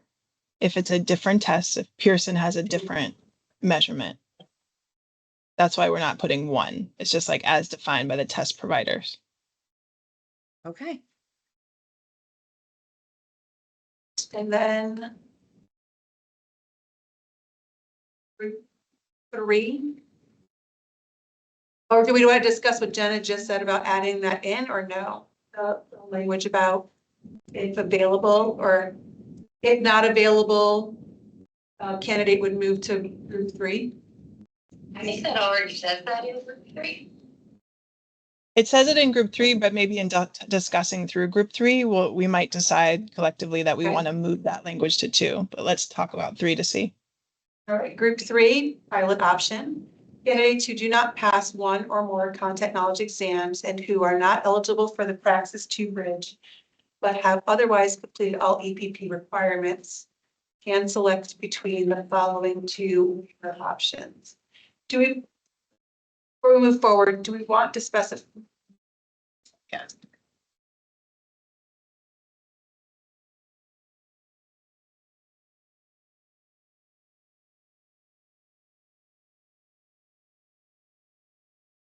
Anyone have any adjustments to that language before we move into the specific things underneath it? I just have a question. So, Go ahead. so if we know that in 2 is the bridge, right? But in 3, it says Praxis 2, when they don't have that option. But what happens if there is the Praxis? 2 questions. What happens if they pass 2 pieces of the Praxis? They fail 2 out of the 4 required tests for elementary ed, let's just say. And then the other option is there is a bridge, but then they're not within that one standard option. Like, just. This is if they're not eligible for the bridge 2, and then that means that it doesn't matter if there's no bridge available, they're not, basically, they got outside of that one standard deviation. Or a standard error of measure. We probably have to retake the test at no cost because we have it at no cost, right? Only if it's within one standard error of measure. And they would have to take it at cost. I'm confused by your question, Catherine. It's Yeah, for I'm just people- I'm trying to think it through. people- So Yeah, people who scored outside, like they scored outside of the one standard, like standard measure, or people who they just didn't have, like there was no bridge option for their test. Like that was not that hasn't been created yet. It's still in process. So they failed and there's no bridge to be in group 3. They failed, but their score was so low that they did not have a bridge option, should be in group 3.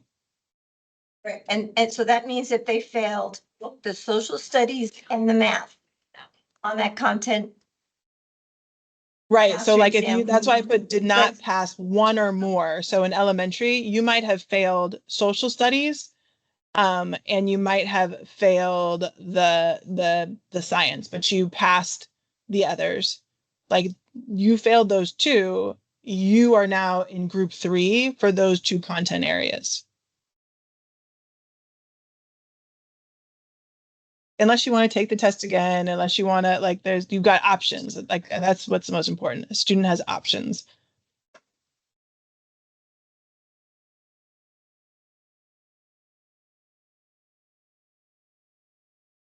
Dan, do I have the floor? Yes, go ahead. Okay, so the suggestions that I have for invertery specify that for both waiver option 1 and 2, that these would be graduates from Connecticut EPPs. We can't really control what goes on with other EPPs in different states. So I think a good addition would be in that first paragraph under group 3 pilot option would be, but have otherwise completed all Connecticut EPP requirements. So to specify that it's from a Connecticut EPP.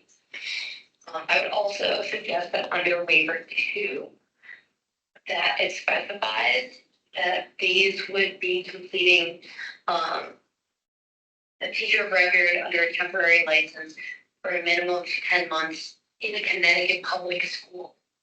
Because our public schools, the charters, the magnets, the divisional, the public schools are required to do evaluations. They have state mandated evaluations with supervisors, with periodic observations in addition to the content specific professional observations.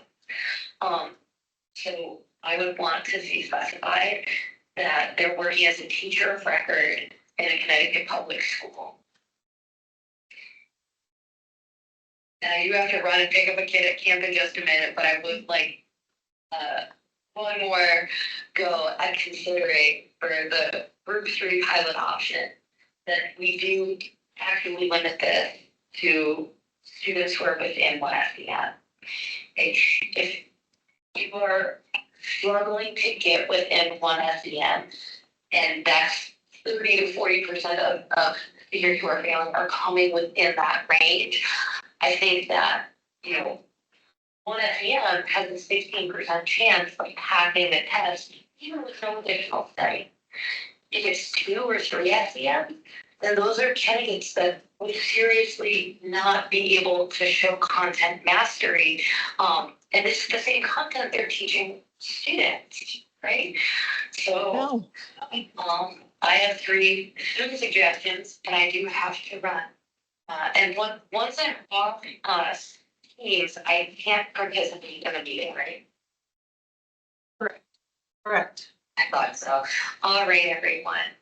Good luck. Thank you. We could do teams on our phones.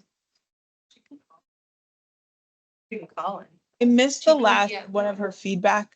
I know she said, I heard her say Connecticut EPPs. I guess my question would be, but she said something about only in public school. I couldn't understand. What was that? Somebody catch that feedback? Yeah, the district waiver, 10 months in a Connecticut public school. If the observations are required. Okay. And I guess I'd be wondering what people think about that. I don't know So why it Dr. would matter. Dr. Ritchie has her hand raised. Go ahead.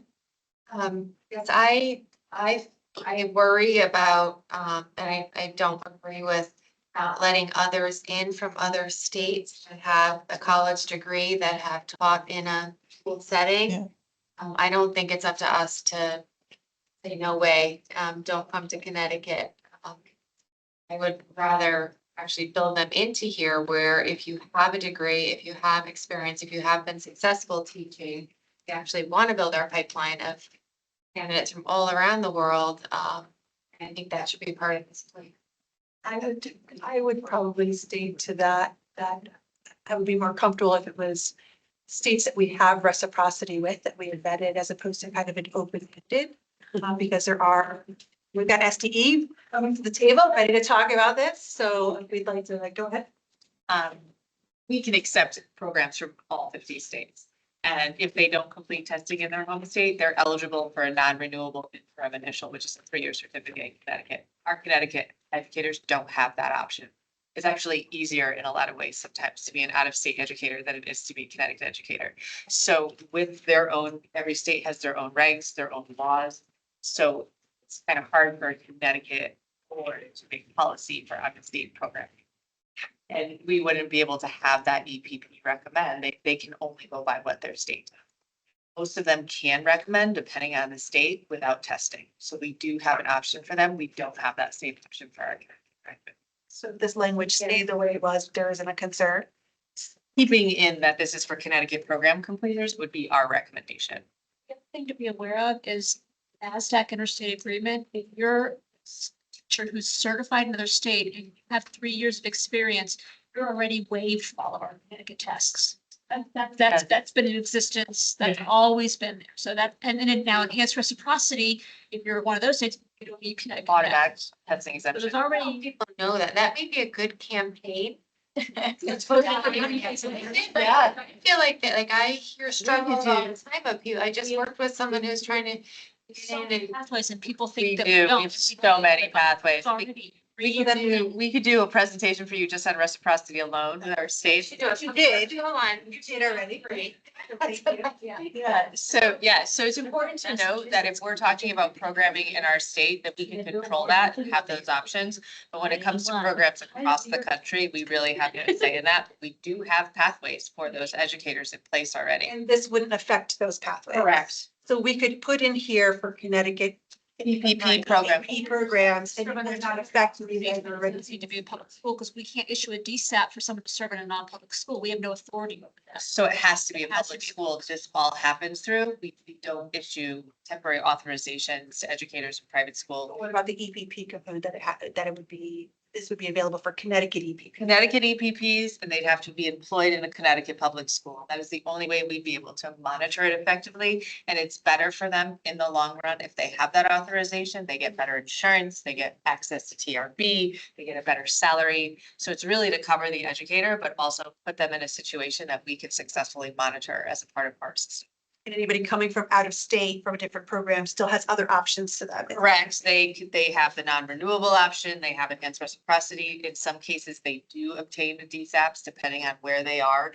We do have educators that live in Connecticut but do online programming that we DSAP through the whole process as well. So those options are there for them, but it gets mucky when you're trying to get involved in other states' regulations and laws. So really throughout this whole document that we have up here is a waiver we should be repeatedly putting in there. Connecticut program completers, correct. Our Connecticut program completers and public schools. Correct. That's correct, yes. And special ed facilities, you might want to also note as well, because they technically aren't considered a part of the same, but they are monitored the same way. Their educators complete team. It's a little bit different, but we do issue DSAPs to those charters, magnets. Those are considered public, but the private special ed facilities, they also do come under our purview. So they would be included in that as well. So it would be, so you said again. Connecticut public school districts, as well as our special ed, our privatized special ed facilities across the state. Well, APSEPs. Thank you. Private special ed. Thank you. Program. Thank you.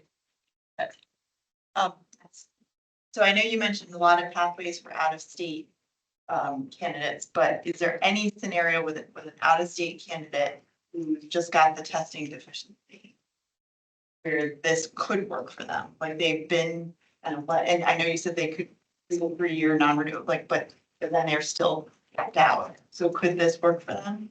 We've actually, in the cases of our educators who were in our state for 3 years, didn't pass the test, we opened up the DSAP option to those educators. And then in public Public Act 24-41, there was that new option of a combination of education and experience to get a waiver from state for approval for a certificate. And that's how we've been pushing those educators through, as well as our in-state educators. But as well. even if it's a small number, could some small number take advantage of this district waiver? The district piece, there's just the EPP piece, perhaps if they've like got their options. I suppose if they were issued a non-renewable interim certificate, it's been 3 years, they haven't passed, and soon, so 3 years, they haven't passed, they've attempted. At that point, they could then say, okay, I've been in a Connecticut school for 3 years, I still haven't passed the test. The district is. And the district wants to support me in another. Correct. Part of that process is the district writes us a letter, but as it is right now, we're currently bringing those to the State Board of Ed on a case-by-case basis. We're hoping that over the next year, perhaps we could be working together and create something so it's a more internal process, because it's a capacity issue too, because now it's like board reports, different, running and stuff like that. And then the boards also, their agendas are so full. So we're hoping that, maybe with this, we can also create something internally for those educators who have reached the end where they're like, they've completed team. They're successfully serving. We don't want to hold those educators back, but it becomes such a timely process when we have to go to the board for all of those decisions. So then, so that would make the case to not limit it to Connecticut. Well, it would though, because those educators would be able to get recommended from their completing program that's in another state. They're getting the non-renewable initial. These educators aren't even having that option. We don't have a test Out of state, option. you're gonna get years. In state, if you haven't passed the test, you've got nothing. Then after those 3 years for those very rare specific cases, Then then the district it would be waiver. a waiver. But that's 24-41. It's a little bit different than what you're talking about here. But could this apply to them, district waiver? I don't know. That's something we haven't They're not discussed yet. teaching 10 months in a Connecticut public school, and now it's up to the district to vouch for the content. At that point, but hypothetically, they might have already had 30 months service in a non-public school because they were under a non-renewable certificate for 3 years.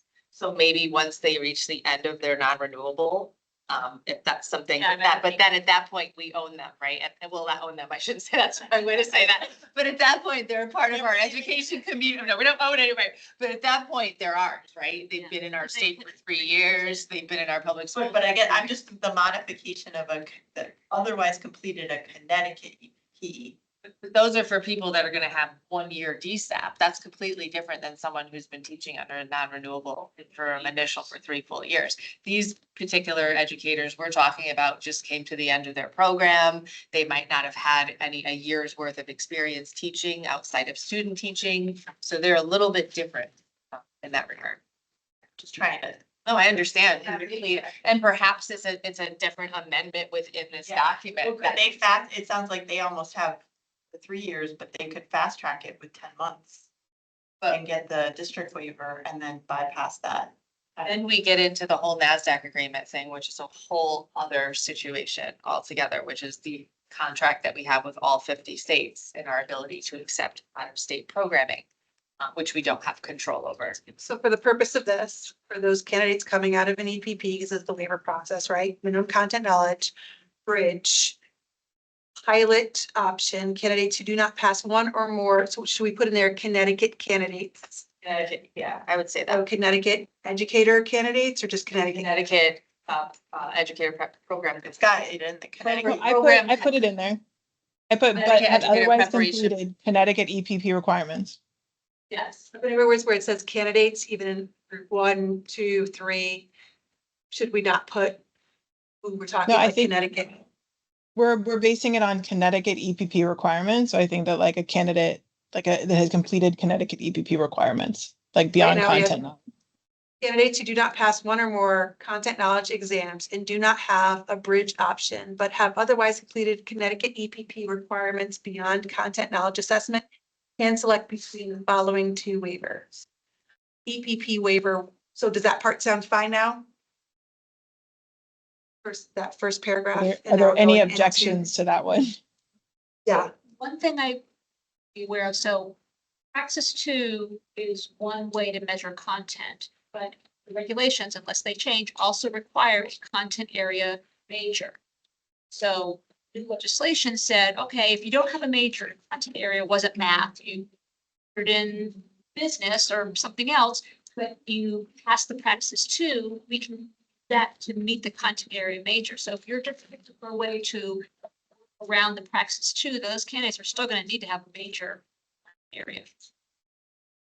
Right now, That is the really- content is met by two ways. Usually you have a major and you pass the test. And recent legislation said, okay, you know what? You don't need the major if you can just pass the test. But so if the person doesn't pass the test, then They don't have them. and they don't have the major, then they're missing out in two ways. You can't just waive having a major and waive testing. But isn't that kind of taken care of in the first part, where it says all candidates must take, sort of farther on here? Now, may I say something? Like for the art program, for example, they have people who want to say, Yes, I didn't major in family and consumer Right, science, but I can exactly. pass the test and that's how I meet my content area Yes. major. And you have someone else who's like, oh, I majored in math and I took the test. Well, maybe if you majored in math, sort of, you don't need the praxis two, but you take away praxis two. If they're not completing praxis two, the law still requires them to have a content area major aligned with the program. Mm-hmm. May I speak to that, Julianne? Please. Okay. Go ahead, Jess. So thank you that was what I was raising my hand for. So this is why, I think about this a little differently, because not everyone that comes into my program has a major or a master's or, in that field. It's for whatever reason, they have a lot of knowledge in that area. And they pass the praxis too. And that's how they are doing this. Like we had a dentist who didn't want to be in that field anymore, passed family consumer science, and that's what he wanted to teach. So that's what he's teaching.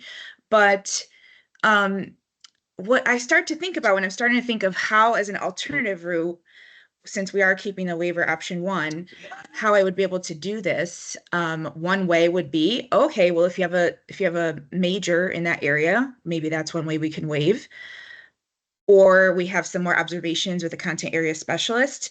And then that makes me think about group 2. Why wouldn't waiver option 1 be something group 2 could do? So like if you didn't pass praxis 2, but you're within 1 standard error of measure at my program, one of the waiver options could be, okay, but you have a bachelor's or a master's in that field, so I can do a waiver instead of you having to do the bridge. Like why wouldn't I be able to do that? So what I'm proposing is the possibility of making waiver option 1 within group 2 and group 3. Because if the point of this is to think of outside of the box for the future, however many years, 10, 20 years, this things stay in place, that can be limiting over time. That's not what the board has already approved. The board has already approved minimum content knowledge first, bridge second, and then this after. So with that in mind, I see that some red was put in there by Rebecca. So candidates who do not pass 1 or more content knowledge exams and do not have a bridge option and do not have a content specific major, but have otherwise completed requirements beyond content knowledge assessments can select between the following 2. Does that speak more to what you were? If they don't have a content area major and they're waiving praxis 2, then regs still say you need a major or 30 credits in that academic area. You have that and you need praxis 2. And then the law says, well, if you have praxis 2, you don't need that. But if you don't have a content area major and you don't practice praxis 2, you waive. What happens to the law that still says you need a subject area major or 30 credits in that area? So are you speaking? That's the law until 2026. Yes, or you're like, no, this is different. This is in No, statute. exactly. And that's what has to be revisited. Like, what do you? And that could be up. That's what I'm saying. So like in thinking, so in thinking of the revisiting of it, while this would be part of the revisioning of it. Well, if you're redoing the regs, you could definitely pitch for something like that, correct? I think through philosophically, and you're having teachers who are not demonstrating that they know their knowledge through a test, but are also not having any academic content in the subject. So by what measure are you determining that they know the subject that they're teaching? So they don't have 30 credits or a major in the subject, and they don't pass the test. You can let an administrator observe them twice, say yes, they know their subject. There's a lot of philosophical questions, and I can hear there's a lot of judgment within within this, right? Well, We're like, what I do we think- determine individually as how a human like demonstrates a certain level of knowledge to enter into this teaching profession? But I don't think, and I think those are really important questions, but I appreciate our chairs like going through each of these sections. I think we could move off in a lot of different directions here, but I want to make sure And I I will just say- kind of update the language. And I will say, just for time purposes, we are approaching 4 o'clock, so this might end up being something that we do have to table for the August meeting to finish through it. And then our update might end up being that you're continuing to work through a waiver. We've decided on a waiver, but we are continuing to work through the language of the waiver. As part of that. Right, that has been agreed upon by the group, but the language has not been finalized yet. I don't want anyone to kind of pick up the language and think that like this is what is meant yet. I think that there's more work to definitely be done within this. And hearing kind of everybody's thoughts within that. So, with that in mind, so do not have a content specific major. Keep that in red, Rebecca, just so that we can kind of revisit it and really think about it and maybe have more conversations with SDE around it. Because it's kind of your baby in terms of like proposing it forward. Maybe a recommendation might be like having a meeting with SDE to kind of go through some of this as well and seeing where like there might be some pitfalls for us to consider for the August meeting. If that sounds good for you. Absolutely. Okay, perfect. And oh yes, go ahead. Sorry, Cynthia. I just had a few things. I just wanted to kind of, just in listening to everyone, this has been a very rich discussion, just to remind us what got us here, which is regs, our lack of, or maybe there was some flexible thinking and people just weren't hearing, because it sounds like a lot of those outside of Connecticut have a totally different route than those graduating from our own PPPs.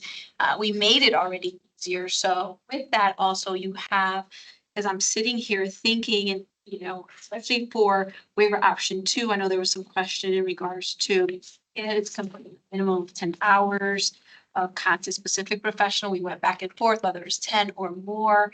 I started looking at our new evaluation plan, which is really focused on professional growth. And we shouldn't deviate from the language in that doc where even people who are certified, have gotten their certificate, have tons of content knowledge, don't always meet the mark, and there's tier support and corrective support planning. And so maybe we use some of that same language, and we do allow the schools, as they already do, whether someone's certified or not, every year to state whether that person stays working in their district or not, whether they're tenured or not.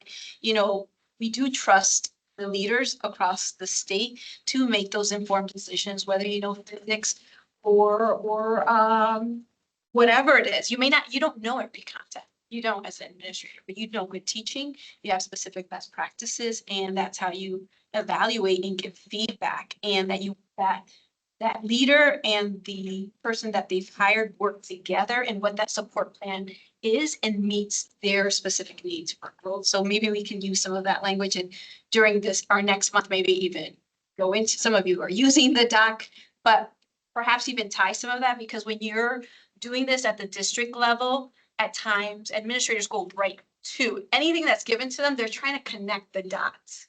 And so we shouldn't be so far removed from the eval doc that already exists, has been approved, worked on with multiple entities feedback. And then I also wanted to remind people here that we also have the apprentice. And those folks come in through the field a totally different way. They do not take all these exams that we're going back and forth stating, does someone have all this content knowledge or not? And we've created those opportunities because we've been forced to, because our profession needs multiple pathways into the profession. So just want to put that out there to remind you that we have all these initiatives going on, all these different strategies.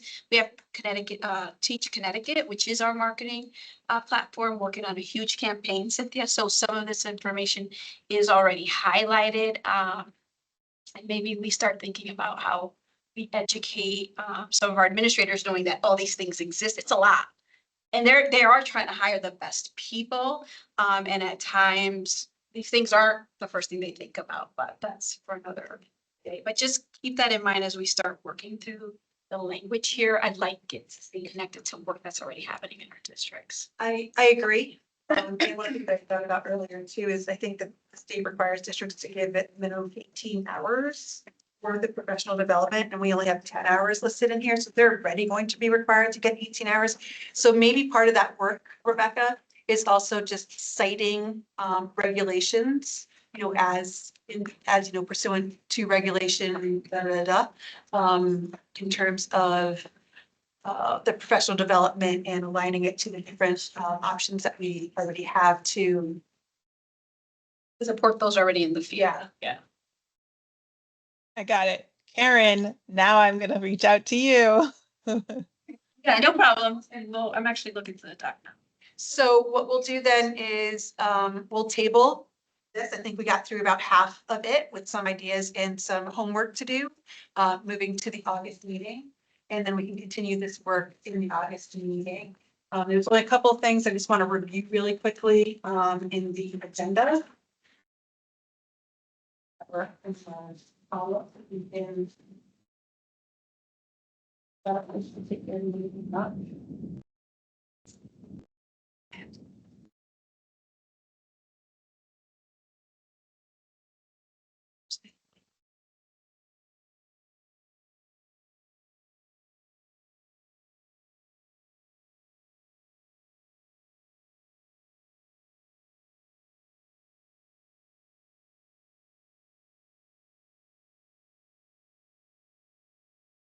So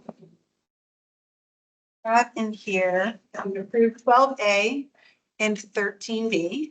Our write-up for 13A3 for the report is the first two kind of components, and then we're continuing to work on the language for the waiver, which will continue in August for our August agenda item. Deadlines for the next thing. So our next steps is any next steps to the current statutory deadlines that we've completed. The baseline for, there were some recommendations on how to go a little bit deeper in. We